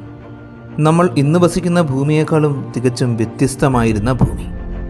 ഇന്നത്തെ ആർട്ടിക് പ്രദേശങ്ങളിലെ പോലെ തന്നെ ഭൂമിയുടെ സിംഹഭാഗവും മഞ്ഞു മൂടിക്കിടന്നിരുന്ന കാലഘട്ടങ്ങൾ. 460 കോടി വർഷങ്ങൾക്ക് മുമ്പ് ഭൂമി ഉത്ഭവിച്ച ശേഷം പലതവണ ഇതുപോലെ ഭൂമി മുഴുവൻ മഞ്ഞുമൂടി ഒരു മഞ്ഞുകട്ട പോലെയായി മാറിയിട്ടുണ്ട്. അവയിൽ ഏറ്റവും വലിയ മഞ്ഞുമൂടൽ സംഭവിച്ചത് 25 ലക്ഷം വർഷങ്ങൾക്ക് മുമ്പാണ്. ഏകദേശം 11,700 വർഷങ്ങൾക്ക് മുമ്പ് അവസാനിച്ച അവസാനത്തെ ഹിമയുഗം. നമ്മെ സംബന്ധിച്ച് ഏറ്റവും സുപ്രധാനമായ കാലഘട്ടമായിരുന്നു അത്. കാരണം ഹോമോ സാപ്പിയൻസ് എന്ന ആധുനിക മനുഷ്യരായി നമ്മൾ പിറവിയെടുക്കുന്നത് ഇതേ കാലഘട്ടത്തിലാണ്. നമ്മൾ മാത്രമല്ല, ആധുനിക മനുഷ്യരോട് ഏറെ സാമ്യമുണ്ടായിരുന്ന നമ്മുടെ തൊട്ടടുത്ത ബന്ധുവായിരുന്ന നിയണ്ടർതാൽ മനുഷ്യർ പിറവിയെടുത്തതും അവർ ഇല്ലാതായിപ്പോയതും അതേ കാലഘട്ടത്തിൽ തന്നെയാണ്. ഏകദേശം 15 ലക്ഷം വർഷങ്ങൾക്ക് മുമ്പുള്ള കാലഘട്ടം. അന്ന് ഭൂമിയുടെ സിംഹഭാഗവും മഞ്ഞു മൂടി കിടക്കുകയാണ്. ഗ്ലേഷ്യറുകൾ എന്നറിയപ്പെടുന്ന വലിയ മഞ്ഞുപാളികൾ വടക്ക് നിന്നും പുറപ്പെട്ട് ഏഷ്യ, വടക്കേ അമേരിക്ക, യൂറോപ്പ് എന്നീ ഭൂഖണ്ഡങ്ങളെ മുഴുവൻ മൂടിക്കഴിഞ്ഞു. ചില പ്രദേശങ്ങളിൽ ഏകദേശം 1.5 മീറ്ററോളം ഉയരത്തിൽ മഞ്ഞുപാളികളുണ്ട്. ഈ വലിയ ഹിമപാളികൾ സമുദ്രജലത്തെ വലിച്ചെടുക്കുന്നത് കൊണ്ട് സമുദ്രത്തിലെ ജലനിരപ്പ് വളരെയേറെ താണു. ഇതിൻ്റെ ഫലമായി പുതിയ കരകൾ പ്രത്യക്ഷപ്പെട്ടു. അങ്ങനെ ഐസ്ലാൻഡ്, ബ്രിട്ടീഷ് ദ്വീപുകളെല്ലാം യൂറോപ്പിനോട് ചേർന്നു. മെഡിറ്ററേനിയൻ കടൽ ഒരു ചെറിയ തടാകത്തെ പോലെയായി മാറി. ആഫ്രിക്കയും യൂറോപ്പും തമ്മിൽ കരമാർഗം ബന്ധപ്പെട്ടു. ഈ സമയത്ത് ഉഷ്ണമേഖലാ പ്രദേശത്ത് സുഖമായി ജീവിച്ചിരുന്ന ജീവജാലങ്ങൾക്ക് ജീവിതം ദുസ്സഹമായി മാറി. ഈ കൊടിയ തണുപ്പിനോട് പ്രതിരോധിക്കുവാൻ അവർക്കത്ര എളുപ്പമായിരുന്നില്ല. പലർക്കും വംശനാശം സംഭവിച്ചു. പലതും നാമാവശേഷമായി പോയി. എന്നാൽ മറ്റു പല ജീവികൾ ഈ മഞ്ഞുകാലത്തോട് പടപൊരുതി അതിജീവിച്ചു കൊണ്ടേയിരുന്നു. ചെറിയ ജീവജാലങ്ങൾ, വലിയ സസ്തനികൾ, ഇന്നുള്ളതും ഇല്ലാത്തതുമായ ധാരാളം പക്ഷികൾ. ഇവരെല്ലാം പരിസ്ഥിതിയുടെ ഈ കഠിന സാഹചര്യങ്ങളോട് നിരന്തരം പടപൊരുതി അതിജീവിച്ചു വന്നു. രോമക്കുപ്പായം അണിഞ്ഞ വലിയ മാമത്തുകൾ, വളഞ്ഞ വാളുപോലെ ഭീകര പല്ലുകളുള്ള സ്മിലോഡോൺ, മെഗാതേരിയം. ഇന്ന് നമ്മൾ കാണുന്ന ധാരാളം ജീവജാലങ്ങളും ഇന്നത്തെ രൂപത്തിലല്ലെങ്കിലും അന്നേ ജന്മമെടുത്തിയിട്ടുണ്ടായിരുന്നു. ആൾക്കുരങ്ങുകൾ, എലികൾ, മാൻമൃഗങ്ങൾ, വലുതും ചെറുതുമായ ധാരാളം കന്നുകാലി മൃഗങ്ങൾ, കടുവകൾ, കരടികൾ, പരുന്തുകൾ, താറാവുകൾ, അങ്ങനെ ധാരാളം ജീവജാലങ്ങൾ. ഈ ജീവജാലങ്ങൾക്കെല്ലാമൊപ്പം ഒരു വിഭാഗം മനുഷ്യരും ഉണ്ടായിരുന്നു. ഹോമോ നിയണ്ടർതലേൻസിസ് എന്ന നിയണ്ടർതാൽ മനുഷ്യർ. ഏകദേശം 1,00,000 വർഷങ്ങൾക്കും 40,000 വർഷങ്ങൾക്കും ഇടയിലുള്ള കാലഘട്ടമായിരുന്നു അവരുടെ സുവർണ്ണ കാലഘട്ടം. ഈ കാലഘട്ടങ്ങളിൽ യൂറോപ്പ് മുതൽ തെക്കു പടിഞ്ഞാറൻ ഏഷ്യ വരെ വ്യാപിച്ചു കിടന്നിരുന്ന തണുത്തുറഞ്ഞ പ്രദേശത്തായിരുന്നു നിയണ്ടർതാൽ മനുഷ്യർ ജീവിച്ചിരുന്നത്. ആധുനിക മനുഷ്യരുമായി ഒരുപാട് സാമ്യമുണ്ടായിരുന്നു എങ്കിലും അവരൊരിക്കലും നമ്മെപ്പോലെ ആയിരുന്നില്ല. പുരുഷന്മാർക്ക് ഏകദേശം 5 അടി 5 ഇഞ്ച് ഉയരവും സ്ത്രീകൾക്ക് 5 അടി 1 ഇഞ്ച് ഉയരവുമായിരുന്നു ഉണ്ടായിരുന്നത്. കൊടിയ തണുപ്പത്ത് ജീവിച്ചിരുന്നതുകൊണ്ട് തന്നെ അവരുടെ ചർമ്മത്തിന് വെളുത്ത നിറവും മുടിക്ക് ചുവന്ന നിറവുമായിരിക്കും ഉണ്ടായിരുന്നത്. ഈ തണുത്ത പ്രദേശത്ത് ജീവിക്കുന്നത് കൊണ്ട് തന്നെ ആധുനിക മനുഷ്യരെ വെച്ച് താരതമ്യപ്പെടുത്തി നോക്കുമ്പോൾ നമ്മേക്കാളും വലിപ്പം കൂടിയ മൂക്കായിരുന്നു അവരുടേത്. ഒരു ശ്വാസത്തിൽ തന്നെ ധാരാളം വായു അവർക്കുള്ളിലേക്ക് വലിച്ചെടുക്കുവാൻ സാധിച്ചിരുന്നു. ഉള്ളിലേക്ക് വലിക്കുന്ന ഈ വായുവായിരുന്നു അവരുടെ ശരീരത്തിലെ ചൂട് നിലനിർത്തിയിരുന്നത്. കട്ടി കൂടിയ തലയോട്ടി, ഉന്തി മുന്നോട്ട് നിൽക്കുന്ന പുരുകങ്ങൾ, കനം കൂടി വളഞ്ഞ കൈകാലുകളിലെ അസ്ഥികൾ, പിറകോട്ട് പരന്ന നെറ്റി, ബലിഷ്ഠമായ കഴുത്ത്, വലിയ പല്ലുകൾ, ഇവയെല്ലാം നിയണ്ടർതാലുകളുടെ പ്രത്യേകതകളായിരുന്നു. ശൈത്യമേഖലയിൽ ജീവിച്ചിരുന്നത് കൊണ്ട് തന്നെ അവരുടെ ഭക്ഷണ രീതികളിലും ഒരുപാട് വ്യത്യസ്തതകൾ ഉണ്ടായിരുന്നു. മുൻ പൂർവികരെ അപേക്ഷിച്ച് ഇവർ ധാരാളമായി മാംസം ഭക്ഷിച്ചിരുന്നു. മറ്റൊരർത്ഥത്തിൽ പറഞ്ഞാൽ മാംസം മാത്രമായിരുന്നു അവരുടെ പ്രധാന ഭക്ഷണം. തങ്ങളെക്കാളുമെല്ലാം ഒരുപാട് ശക്തിയും വലിപ്പവുമുള്ള വലിയ വന്യമൃഗങ്ങളെയെല്ലാം വേട്ടയാടി പിടിച്ച് വകവരുത്തിയായിരുന്നു അവർ ആഹാരമാക്കിയിരുന്നത്. വ്യത്യസ്ത തരങ്ങളിലുള്ള ആയുധങ്ങൾ കൈവശമുള്ളതുകൊണ്ട് വേട്ടയാടൽ അവർക്ക് ഒരുപാട് എളുപ്പമായിരുന്നു. അങ്ങനെ വകവരുത്തുന്ന മൃഗങ്ങളുടെ മാംസം പച്ചയ്ക്കും തീയിൽ ചുട്ടുമായിരുന്നു അവർ ഭക്ഷിച്ചിരുന്നത്. തണുപ്പത്ത് ജീവിച്ചിരുന്നത് കൊണ്ട് തന്നെ അവരുടെ ജീവിതത്തിലെ പ്രധാന ഭാഗമായിരുന്നു തീ. കൊടിയ ശൈത്യമായിരുന്ന ആ കാലഘട്ടത്തെ അതിജീവിക്കുന്നതിനുള്ള ഏക മാർഗം തീ മാത്രമായിരുന്നു. ഈ തണുപ്പിൽ നിന്നും രക്ഷ നേടുന്നതിനു വേണ്ടി അവർ തങ്ങൾ ഭക്ഷണമാക്കുന്ന മൃഗങ്ങളുടെ തോലുകൾ വസ്ത്രങ്ങളായി ഉപയോഗിക്കാൻ തുടങ്ങി. നമ്മുടെ പുരാതന പൂർവികരുമായി താരതമ്യപ്പെടുത്തി നോക്കുമ്പോൾ നിയണ്ടർതാൽ മനുഷ്യരുടെ ചിന്താശേഷിയും ബുദ്ധിശക്തിയും ഒരുപാട് കൂടുതലായിരുന്നു. വേട്ടയാടുന്നതിലുള്ള പ്രത്യേകതകൾ ഇത് തെളിയിക്കുന്നതാണ്. തങ്ങളെക്കാൾ ഒരുപാട് വലിപ്പമുള്ള മൃഗങ്ങളെ അവർ നിഷ്പ്രയാസം വേട്ടയാടി പിടിച്ചിരുന്നു. വേട്ടയാടുന്ന വലിയ മൃഗങ്ങളെ പിടികൂടുന്നതിനായി വലിയ വാരിക്കുഴികൾ കുത്തി ആ മൃഗങ്ങളെ ആ ഒരു പ്രദേശത്തേക്ക് ഓടിച്ച് കുഴിയിൽ വീഴ്ത്തി അവിടെ വെച്ച് വകവരുത്തി വലിച്ചു കയറ്റി തല പൊട്ടിച്ച് തലച്ചോറും അസ്ഥികൾ പൊട്ടിച്ച് അസ്ഥിയിലെ മജ്ജയും അവർ ഭക്ഷിച്ചിരുന്നു. വലിയ മൃഗങ്ങളെ ഇങ്ങനെയായിരുന്നു അവർ വേട്ടയാടിയിരുന്നത്. എന്നാൽ ചെറിയ മൃഗങ്ങളെ വേട്ടയാടുന്നതിന് അവർക്ക് പ്രത്യേക തരത്തിലുള്ള ഒരു ആയുധം ഉണ്ടായിരുന്നു. ബോള എന്നറിയപ്പെടുന്ന 3 കല്ലുകൾ കൊണ്ടുണ്ടാക്കിയ ആയുധം. ഈ ആയുധം തലയ്ക്ക് മുകളിൽ ചുഴറ്റി ഓടുന്ന മൃഗത്തിന് നേരെറിഞ്ഞ് അതിനെ പിടിച്ച് വകവരുത്തിയിരുന്നു. ആ കാലഘട്ടങ്ങളിൽ കരയിൽ ജീവിച്ചിരുന്ന ഏറ്റവും വലിയ മൃഗം മാമത്തായിരുന്നു. ഈ ഒരു മൃഗത്തെയും അവർ വെറുതെ വിട്ടില്ല. അവർ മാമത്തുകളെ നിരന്തരം വേട്ടയാടിക്കൊണ്ടേയിരുന്നു. എന്നാൽ ഇവയെ ഒറ്റയ്ക്ക് വേട്ടയാടുക സാധ്യമായിരുന്നില്ല. അതിനായി കൂട്ടമായ പരിശ്രമവും ആസൂത്രണവും അത്യാവശ്യമായിരുന്നു. നിയാണ്ടർതാൽ മനുഷ്യർ കൂട്ടമായി സഹകരിച്ചായിരുന്നു ഈ മാമത്തുകളെയെല്ലാം വേട്ടയാടി പിടിച്ചിരുന്നത്. മുൻകാല പൂർവികരെ അപേക്ഷിച്ച് വളരെ സങ്കീർണമായ പല സംസ്കാരങ്ങളും ഇവർക്കിടയിൽ നിലനിന്നിരുന്നു. നിയാണ്ടർതാൽ മനുഷ്യരാണ് മനുഷ്യ പരിണാമ ചരിത്രത്തിൽ ആദ്യമായി മനുഷ്യരെ ബഹുമാനപൂർവ്വം സംസ്കരിച്ചിരുന്നത്. മരിക്കുന്നവരെ അടക്കം ചെയ്തിരുന്ന ശവകുടീരങ്ങളിൽ നമ്മൾ ചെയ്യുന്നത് പോലെ തന്നെ ഇവരും പുഷ്പങ്ങൾ വിതറിയിരുന്നു. ചിലർ തങ്ങളുടെ മരിച്ചുപോയവരെ ഗുഹാകവാടത്തിൻ്റെ അടുപ്പിൻ്റെ സമീപത്തായിരുന്നു സംസ്കരിച്ചിരുന്നത്. മരിച്ചയാളുടെ ശരീരത്തെ നിവർത്തിക്കിടത്തി തല ഒരു കല്ലുകൊണ്ടുള്ള തലയണയിലായിരുന്നു വെച്ചിരുന്നത്. ശവശരീരത്തിന് സമീപം ഒരു വലിയ കാട്ടുപോത്തിൻ്റെ കാലും അടക്കം ചെയ്തിരുന്നു. കൂടാതെ ആ ശവകുടീരത്തിനുള്ളിൽ ശരീരത്തോടൊപ്പം അദ്ദേഹം ധരിച്ചിരുന്ന വസ്ത്രങ്ങളും അദ്ദേഹം ഉപയോഗിച്ചിരുന്ന ആയുധങ്ങളെല്ലാം അടക്കം ചെയ്തിരുന്നു. പിൽക്കാലത്ത് ഈജിപ്തുകാർ ചെയ്തിരുന്ന രീതികളിൽ തന്നെയാണ് അവരും ഭക്ഷണവും ആയുധങ്ങളും ശരീരത്തോടൊപ്പം സംസ്കരിച്ചിരുന്നത്. മൃതശരീരത്തിന് ആവശ്യമായ പരിചരണവും ശുശ്രൂഷയും നൽകിയില്ല എങ്കിൽ ഗുരുതരമായ പ്രത്യാഘാതവും ശല്യവും ഉണ്ടാകും എന്നുവരെ അവർ കരുതിയിട്ടുണ്ടാകണം. ശവസംസ്കാരത്തിൽ അവർക്ക് പ്രതീക്ഷയും ഭയവും ഭാവി സ്വപ്നങ്ങളും എല്ലാം ഉണ്ടായിരുന്നിരിക്കണം. നമ്മെപ്പോലെ തന്നെ നിയാണ്ടർത്താൽ മനുഷ്യരും മരണം, ജീവിതം, മരണാനന്തര ജീവിതം ഇവയെപ്പറ്റിയെല്ലാം ചിന്തിച്ചിട്ടുണ്ടാകണം. മഞ്ഞുമൂടി കിടന്നിരുന്ന ഈ കാലഘട്ടത്തിൽ സ്കാൻഡിനേവിയൻ പ്രദേശങ്ങളിൽ മധ്യവേനലിൽ പോലും മഞ്ഞുപാളികൾ ഉരുകിയിരുന്നില്ല. ഇംഗ്ലണ്ടിലും സ്കോട്ട്ലൻഡിലും വൃക്ഷങ്ങൾ പോലും അപ്രത്യക്ഷമായി. കരയിൽ മരങ്ങളില്ലാതായതോടെ നിയാണ്ടർത്താൽ മനുഷ്യരുടെ ഏക അഭയസ്ഥാനം ഗുഹകൾ മാത്രമായി മാറി. എന്നാൽ ഗുഹകളെല്ലാം ഇതിനോടകം മാംസഭോജികളുടെയും ഇഴജന്തുക്കളുടെയും താവളമായി മാറിക്കഴിഞ്ഞിട്ടുണ്ടായിരുന്നു. ഈ ഗുഹകളിലേക്ക് കയറി വരുന്ന മനുഷ്യരെ അവർ ആക്രമിക്കുവാൻ തുടങ്ങി. എന്നാൽ നിയാണ്ടർത്താൽ മനുഷ്യർ തങ്ങളുടെ ബുദ്ധിശക്തി ഉപയോഗിച്ച് ഈ മൃഗങ്ങളെയെല്ലാം പുറത്തു കടത്തി അവർ തിരികെ കയറാതിരിക്കുന്നതിനു വേണ്ടി ഗുഹാമുഖങ്ങളിൽ വലിയ അഗ്നികുണ്ഡങ്ങളൊരുക്കി. അങ്ങനെ മനുഷ്യർ ഗുഹയിൽ ജീവിക്കാൻ തുടങ്ങി. പിന്നീട് അനേകായിരം വർഷങ്ങൾ ഗുഹകൾ മനുഷ്യരുടെ വാസസ്ഥലമായി മാറി. മുൻപിൽ ഉയർന്നു നിൽക്കുന്ന ഗുഹാമുഖം, ഒരാൾക്ക് നിവർന്നു നിൽക്കാൻ പോലും സാധിക്കാത്ത അത്രമാത്രം ഉയരമുള്ള, നീരാവി നിറഞ്ഞു നിൽക്കുന്ന ഇരുണ്ട 2000 അടിയോളം നീളമുള്ള ഉൾവശം, ചുണ്ണാമ്പ് വെള്ളം തുള്ളി തുള്ളിയായി വീണുകൊണ്ടിരിക്കുന്ന, കാൽസ്യം മുള്ളുകൾ തൂങ്ങിക്കിടക്കുന്ന, ജീവിക്കാൻ വളരെ ദുസ്സഹമായ സാഹചര്യം. അതുകൊണ്ട് തന്നെ ഗുഹാകവാടത്തിൽ തന്നെയായിരുന്നു അവർ കൂടുതൽ സമയവും ചിലവഴിച്ചിരുന്നത്. ആഹാരം പാകം ചെയ്തിരുന്നത് പോലും ഗുഹാകവാടത്തിലായിരുന്നു. അങ്ങനെ കാലങ്ങൾ കടന്നുപോയി. കഠിനമായ തണുപ്പിനെ പ്രതിരോധിക്കുന്നതിനാവശ്യമായ ശാരീരിക പ്രത്യേകതകളുണ്ടായിരുന്ന അവർ ഈ തണുത്ത അവസ്ഥയെ പ്രതിരോധിച്ചുകൊണ്ടേയിരുന്നു.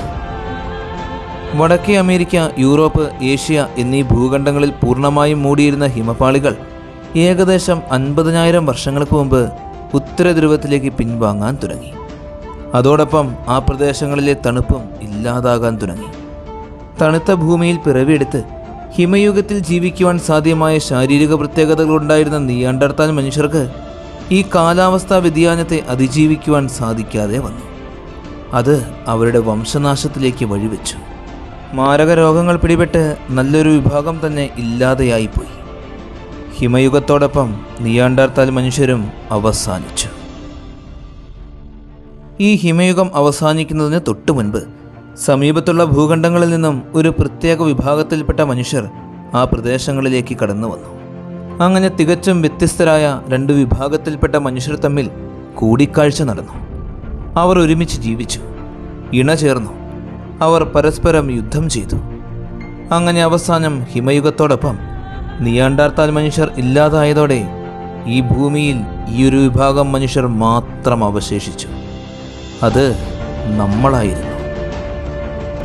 ആഫ്രിക്കയിലെ വലിയ മരങ്ങൾക്ക് മുകളിൽ ജീവിച്ചിരുന്ന പുരാതന പൂർവികർ ദശലക്ഷക്കണക്കിന് വർഷങ്ങൾ കൊണ്ട് സംഭവിച്ച വലിയ പരിണാമങ്ങളിലൂടെ അതികഠിനമായ പ്രതികൂല സാഹചര്യങ്ങളെ എല്ലാം അതിജീവിച്ച് അവസാനം നമ്മളായി മാറി. ഹോമോ സാപ്പിയൻസ് എന്ന ആധുനിക മനുഷ്യൻ. വടക്കേ അമേരിക്ക, യൂറോപ്പ്, ഏഷ്യ എന്നീ ഭൂഖണ്ഡങ്ങളിൽ ഏതാണ്ട് പൂർണ്ണമായും മൂടിക്കിടന്നിരുന്ന ഹിമപാളികൾ ഏകദേശം 50,000 വർഷങ്ങൾക്ക് മുമ്പ് ഉത്തരധ്രുവത്തിലേക്ക് പിൻവാങ്ങാൻ തുടങ്ങി. ഈ കാലഘട്ടങ്ങളിൽ തന്നെ നിയാണ്ടർത്താൽ മനുഷ്യരും ഭൂമുഖത്തു നിന്നും അപ്രത്യക്ഷരായി. അവരുടെ സ്ഥാനത്തേക്ക് പുതിയ വിഭാഗത്തിൽപ്പെട്ട മനുഷ്യർ രംഗപ്രവേശനം ചെയ്ത് പഴയ മനുഷ്യർ വസിച്ചിരുന്ന ഗുഹകളും അവരുടെ മേച്ചിൽ സ്ഥലങ്ങളും എല്ലാം കൈയടക്കി. ഈ പുതിയ മനുഷ്യർ നിയാണ്ടർത്താൽ മനുഷ്യരിൽ നിന്നും വ്യത്യസ്തരായിരുന്നു.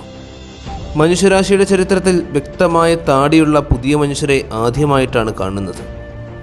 പരന്ന് ഉയർന്ന നെറ്റി, നിവർന്ന തല, ചെറിയ ഇടുങ്ങിയ കഴുത്ത്, ഉന്തിയ പുരുകത്തിൻ്റെ സ്ഥാനത്ത് കണ്ണിന് മുകളിൽ ചെറിയ പുരുകം, തലയിൽ ഉരുണ്ട പിൻഭാഗം, കട്ടി കുറഞ്ഞ കപോലം, ചെറിയ താടിയെല്ലുകൾ, കൈകളിലെയും കാലുകളിലുമെല്ലാം കനം കുറഞ്ഞ കട്ടി കുറഞ്ഞ എല്ലുകൾ. ഇതെല്ലാം പുതിയ മനുഷ്യരുടെ പ്രത്യേകതകളായിരുന്നു. അവസാനത്തെ ഹിമയുഗത്തിൽ ഭൂമിയിൽ പ്രത്യക്ഷപ്പെട്ട മനുഷ്യൻ. എന്നാൽ ദശലക്ഷക്കണക്കിന് വർഷങ്ങൾക്ക് മുമ്പുള്ള പുരാതന ശിലായുഗത്തിൽ വേട്ടക്കാരായിരുന്ന മനുഷ്യൻ കല്ല്, അസ്ഥികൾ, തടി എന്നിവ കൊണ്ടുള്ള ആയുധങ്ങൾ ഉണ്ടാക്കി ഉപയോഗിച്ചിരുന്നു. അന്ന് കൃഷിഭൂമികളൊന്നും ഉണ്ടായിരുന്നില്ല. അന്ന് മനുഷ്യൻ അലഞ്ഞു തിരിഞ്ഞായിരുന്നു നടന്നിരുന്നത്. ചുമലിൽ വലിയ കുറേ ഭാരങ്ങളുമേന്തി വേട്ടയാടി ഒരു സ്ഥലത്തു നിന്നും മറ്റൊരു സ്ഥലത്തേക്ക് മാറി മാറി ജീവിച്ചിരുന്ന കാലഘട്ടം.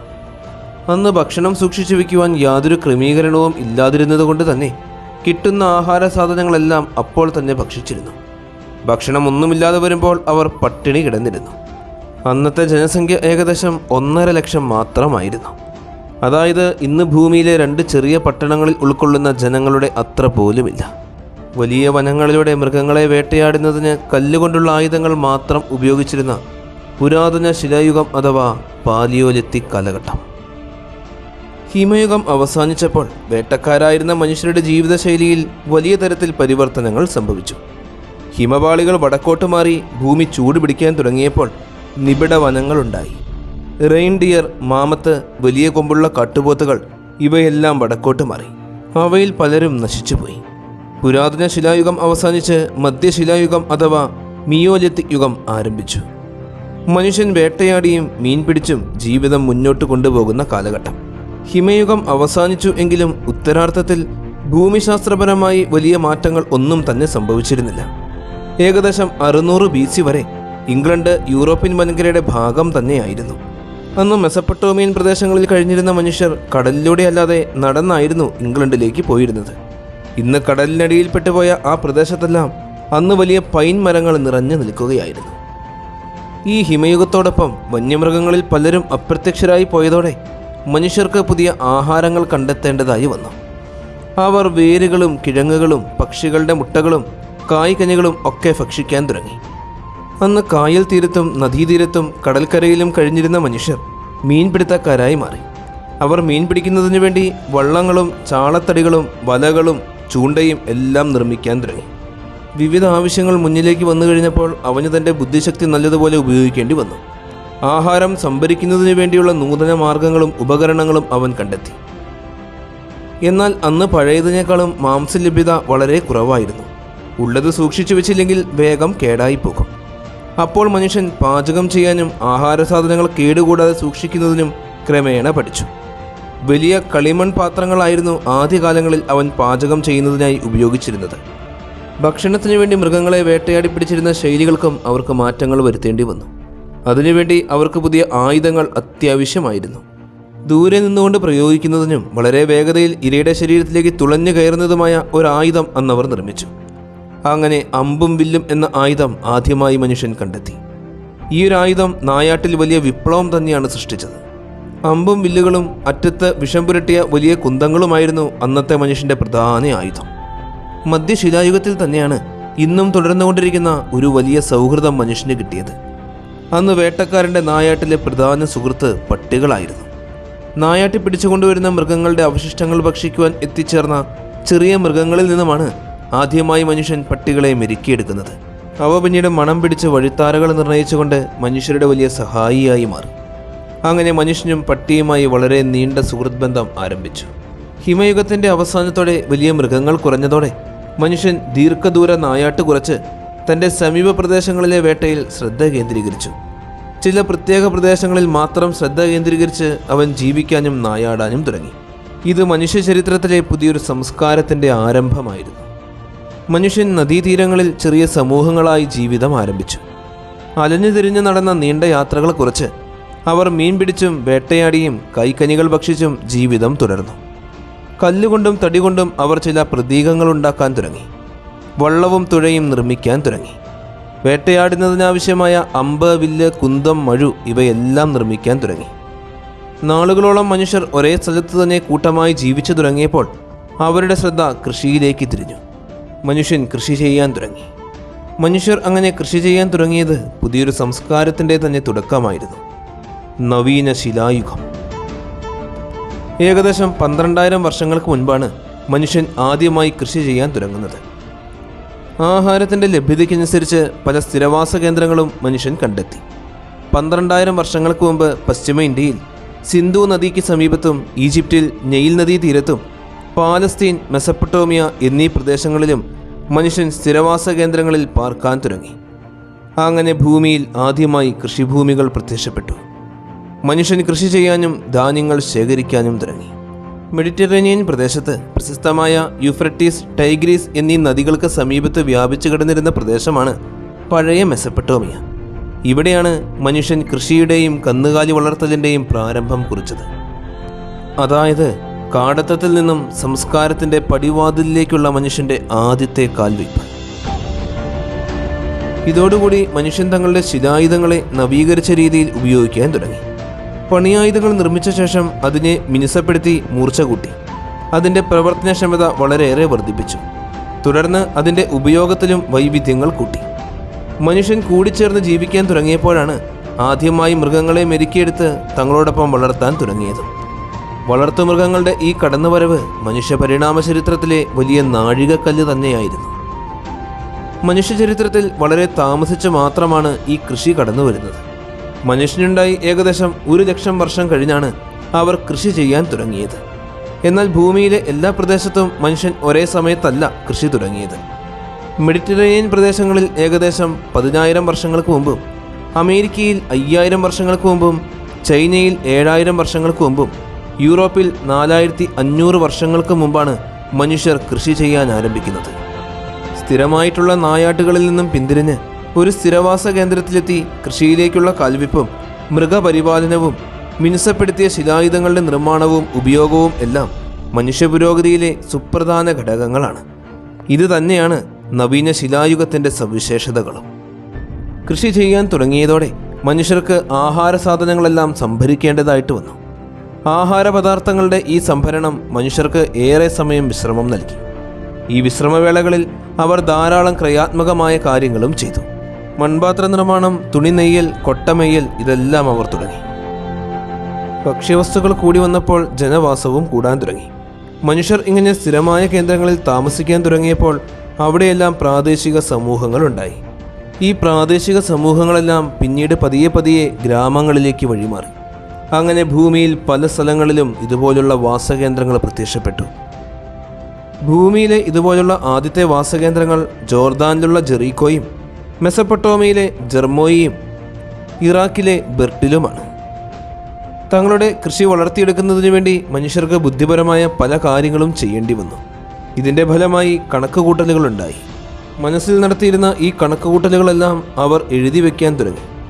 മുൻഗാമികൾ ശബ്ദത്തിലൂടെ പലതരത്തിലും ആശയവിനിമയങ്ങൾ നടത്തിയിട്ടുണ്ട്. എങ്കിലും മനുഷ്യൻ ആദ്യമായി അർത്ഥപൂർണമായ ഭാഷകളിലൂടെ സംസാരിക്കാൻ തുടങ്ങുന്നത് ഇതേ സമയത്താണ്. സംസാരശേഷിയുമായി ബന്ധപ്പെട്ട മനുഷ്യ തലച്ചോറിലെ ഭാഗം മറ്റ് പ്രൈമേറ്റുകളെക്കാൾ വികാസം പ്രാപിച്ചു. സൃഷ്ടിപരമായ ചിന്തയും അതിൻ്റെ അടിസ്ഥാനത്തിലുള്ള സംസാര ഭാഷയുമാണ് മനുഷ്യനെ മറ്റ് സകല ജീവജാലങ്ങളിൽ നിന്നും തികച്ചും വ്യത്യസ്തനാക്കുന്നത്. കൃഷിയുമായി ബന്ധപ്പെട്ട ആശയങ്ങളാണ് മനുഷ്യൻ ആദ്യമായി എഴുതുന്നത്. അവൻ്റെ മനസ്സിൽ കടന്നുകൂടിയ ചിന്തകളും ആശയങ്ങളും എല്ലാം അവൻ കളിമൺ ശിലകളിലും കല്ലുകളിലും മരത്തിൻ്റെ തോലുകളിലും കുത്തിക്കുറിച്ചു. അങ്ങനെ നാളുകൾ ഒരുപാട് കടന്നുപോയി. കാലങ്ങൾ കഴിയുന്തോറും മനുഷ്യരാശി മറ്റു സകലരിൽ നിന്നും വ്യത്യസ്തരായിക്കൊണ്ടേയിരുന്നു. ഏകദേശം 8,000 വർഷങ്ങൾക്ക് മുമ്പ് 6000 BC കൂടിയാണ് മനുഷ്യൻ ആദ്യമായി ലോഹങ്ങൾ കണ്ടെത്തുന്നത്. ഇത് നവീന ശിലായുഗത്തിൻ്റെ അവസാന കാലഘട്ടമായിരുന്നു. ഇനി വരാൻ പോകുന്നത് ലോകയുഗങ്ങളാണ്. പല ലോഹങ്ങൾ കൂടിച്ചേർന്ന് മനുഷ്യൻ ലോഹസങ്കരങ്ങളുണ്ടാക്കി. ആദ്യമായി കണ്ടെത്തിയത് ചെമ്പാണ്. ചെമ്പ്, ടിൻ, വെങ്കലം തുടങ്ങിയ ലോഹങ്ങൾ ഉപയോഗിച്ച് ഉപകരണങ്ങളും ആയുധങ്ങളും നിർമ്മിക്കുവാൻ തുടങ്ങി. ചൂടുള്ള ചൂളകളിൽ ലോഹങ്ങൾ ചൂടാക്കുകയും രൂപപ്പെടുത്തുകയും ചെയ്യുന്നതിലൂടെ സങ്കീർണമായ ആഭരണങ്ങൾ നിർമ്മിക്കുവാനും സ്വർണം, വെള്ളി പോലുള്ള വിലയേറിയ ലോഹങ്ങൾ ഉപയോഗിക്കുവാനും മനുഷ്യൻ പഠിച്ചു. അങ്ങനെ സാങ്കേതിക വിദ്യ വളർന്നു വരുന്നതോടെ മനുഷ്യൻ കൂടുതൽ ഉൽപാദനക്ഷമതയുള്ളവരായി തീർന്നു. ലോഹങ്ങൾ ഉപയോഗിച്ചിരുന്ന സമയത്തിനനുസരിച്ച് ഈ കാലഘട്ടങ്ങളെ പ്രധാനമായും 3 ഘട്ടങ്ങളായിട്ടാണ് തിരിച്ചിരിക്കുന്നത്: ചെമ്പ് യുഗം, വെങ്കലയുഗം, ഇരുമ്പ് യുഗം. നവീന ശിലായുഗം അവസാനിച്ച് വെങ്കലയുഗം ആരംഭിക്കുന്ന സമയത്ത് ഏകദേശം BC 4-ാം സഹസ്രാബ്ദത്തിൽ മെസപ്പൊട്ടോമിയൻ നാഗരികതയിലെ മനുഷ്യരാണ് ചരിത്രത്തിലെ വളരെ വിപ്ലവകരമായ മറ്റൊരു കണ്ടെത്തൽ നടത്തിയത്. അവർ വലിയ മരങ്ങൾ മുറിച്ച് ഉരുണ്ടുപോകുവാൻ സാധിക്കുന്ന വിധത്തിൽ തടികൊണ്ട് ഭാരമുള്ള ചക്രങ്ങൾ നിർമ്മിച്ചു. അവർ കണ്ടുപിടിച്ച ഈ ചക്രം ഉപയോഗിച്ച് സുമേറിയക്കാർ പിന്നീട് കളിമണ്ണ് കറക്കുന്ന ഉപകരണങ്ങൾ കണ്ടുപിടിച്ചു. ചക്രത്തിൻ്റെ ഈ ഒരു കണ്ടുപിടുത്തം പിന്നീട് വ്യത്യസ്തങ്ങളായ പല മേഖലകളിലെയും വലിയ മുന്നേറ്റങ്ങൾക്ക് കാരണമായി. അങ്ങനെ കാലങ്ങൾ കടന്നു പോയിക്കൊണ്ടേയിരുന്നു. തൻ്റെ ബുദ്ധിശക്തി ഉപയോഗിച്ച് മനുഷ്യൻ ഒരുപാട് വളർന്നു. ഈ വളർച്ചയ്ക്കൊപ്പം തന്നെ നല്ലതും മോശവുമായ ധാരാളം സ്വഭാവ സവിശേഷതകളും അവനിലുണ്ടായി. നിറത്തിൻ്റെയും രൂപത്തിൻ്റെയും ആകാരഭംഗിയുടെയും എല്ലാം പേരിൽ പരസ്പരം വ്യത്യസ്തരായിരുന്ന മനുഷ്യർക്കിടയിൽ വർഗബോധം അതിശക്തമായി നിലനിന്നു. ചരിത്രത്തിലെ പല കാലഘട്ടത്തിലും വിവിധ വർഗങ്ങൾ തങ്ങളുടെ മേന്മയിലും മേധാവിത്വത്തിലും ശ്രേഷ്ഠതയിലും അഭിമാനിച്ചിരുന്നു. ഏകദേശം 2000 വർഷങ്ങൾക്ക് മുമ്പ് ഗ്രീക്കുകാർ മറ്റ് സകല ജനതകളെക്കാൾ തങ്ങൾ മേന്മന്മാരാണെന്ന് അഭിമാനിച്ചിരുന്നു. അവർ ബാർബേറിയക്കാരെ വളരെ അധമജാതിയായിട്ടാണ് പരിഗണിച്ചിരുന്നത്. പിന്നീട് റോമൻ സംസ്കാരം ഉയർന്നു വന്നപ്പോൾ തങ്ങളുടെ നിറം, ഭരണരീതി, വർഗമാഹാത്മ്യം, നിയമങ്ങൾ എന്നിവയെപ്പറ്റി അവർ അഹങ്കരിച്ചിരുന്നു. വർഗബോധം അതിൻ്റെ സകല രൂക്ഷതയിലും ബീഭത്സവമായ രൂപത്തിൽ ജർമ്മൻ നാസികളിൽ പ്രകടമായിരുന്നു. ഹിറ്റ്ലർ അതിന് ശക്തമായ നേതൃത്വവും നൽകി. ഇങ്ങനെ നമുക്കറിയാവുന്ന എന്തുമാത്രം സംഭവ വികാസങ്ങളാണ് ഈ കഴിഞ്ഞ കാലങ്ങളിൽ അരങ്ങേറിക്കഴിഞ്ഞത്. ശാസ്ത്ര സാങ്കേതിക വിദ്യയിൽ ഇതിനോടകം മനുഷ്യൻ ഒരുപാട് മുന്നിലെത്തിക്കഴിഞ്ഞു. ഭൂമിയിലുള്ള സകലതും കീഴടക്കിയ അവൻ ഇന്ന് ബഹിരാകാശത്ത് തൻ്റെ ശക്തി തെളിയിച്ചുകൊണ്ടിരിക്കുകയാണ്. ഇത്രത്തോളം വളരുവാൻ മനുഷ്യനു വേണ്ടി ഈ ഭൂമി എല്ലാ സാഹചര്യങ്ങളും ഒരുക്കി നൽകി. ഓരോ കാലഘട്ടത്തിലെയും പ്രതികൂല സാഹചര്യങ്ങളെ അതിജീവിക്കുന്നതിനു വേണ്ടി ജീവജാലങ്ങളുടെ പരിണാമത്തെ രൂപപ്പെടുത്തി തന്നത് ഈ പ്രകൃതിയാണ്. എന്നാൽ ഇന്ന് ആധുനിക മനുഷ്യൻ പ്രകൃതിയെ തൻ്റെ ഇംഗിതങ്ങൾക്കനുസരിച്ച് മാറ്റിമറിച്ചുകൊണ്ടിരിക്കുകയാണ്. ശാസ്ത്രവിപ്ലവത്തിൻ്റെയും വ്യവസായവൽക്കരണത്തിൻ്റെയും ഫലമായി ഭൂമിയും അന്തരീക്ഷവും ജലവുമെല്ലാം നിരന്തരം മലിനമാക്കപ്പെട്ടുകൊണ്ടിരിക്കുന്നു. ഈ ഭൂമിയെ മുഴുവൻ ഇല്ലാതാക്കാൻ മനുഷ്യന് ഒരൊറ്റ നിമിഷം മാത്രം മതി.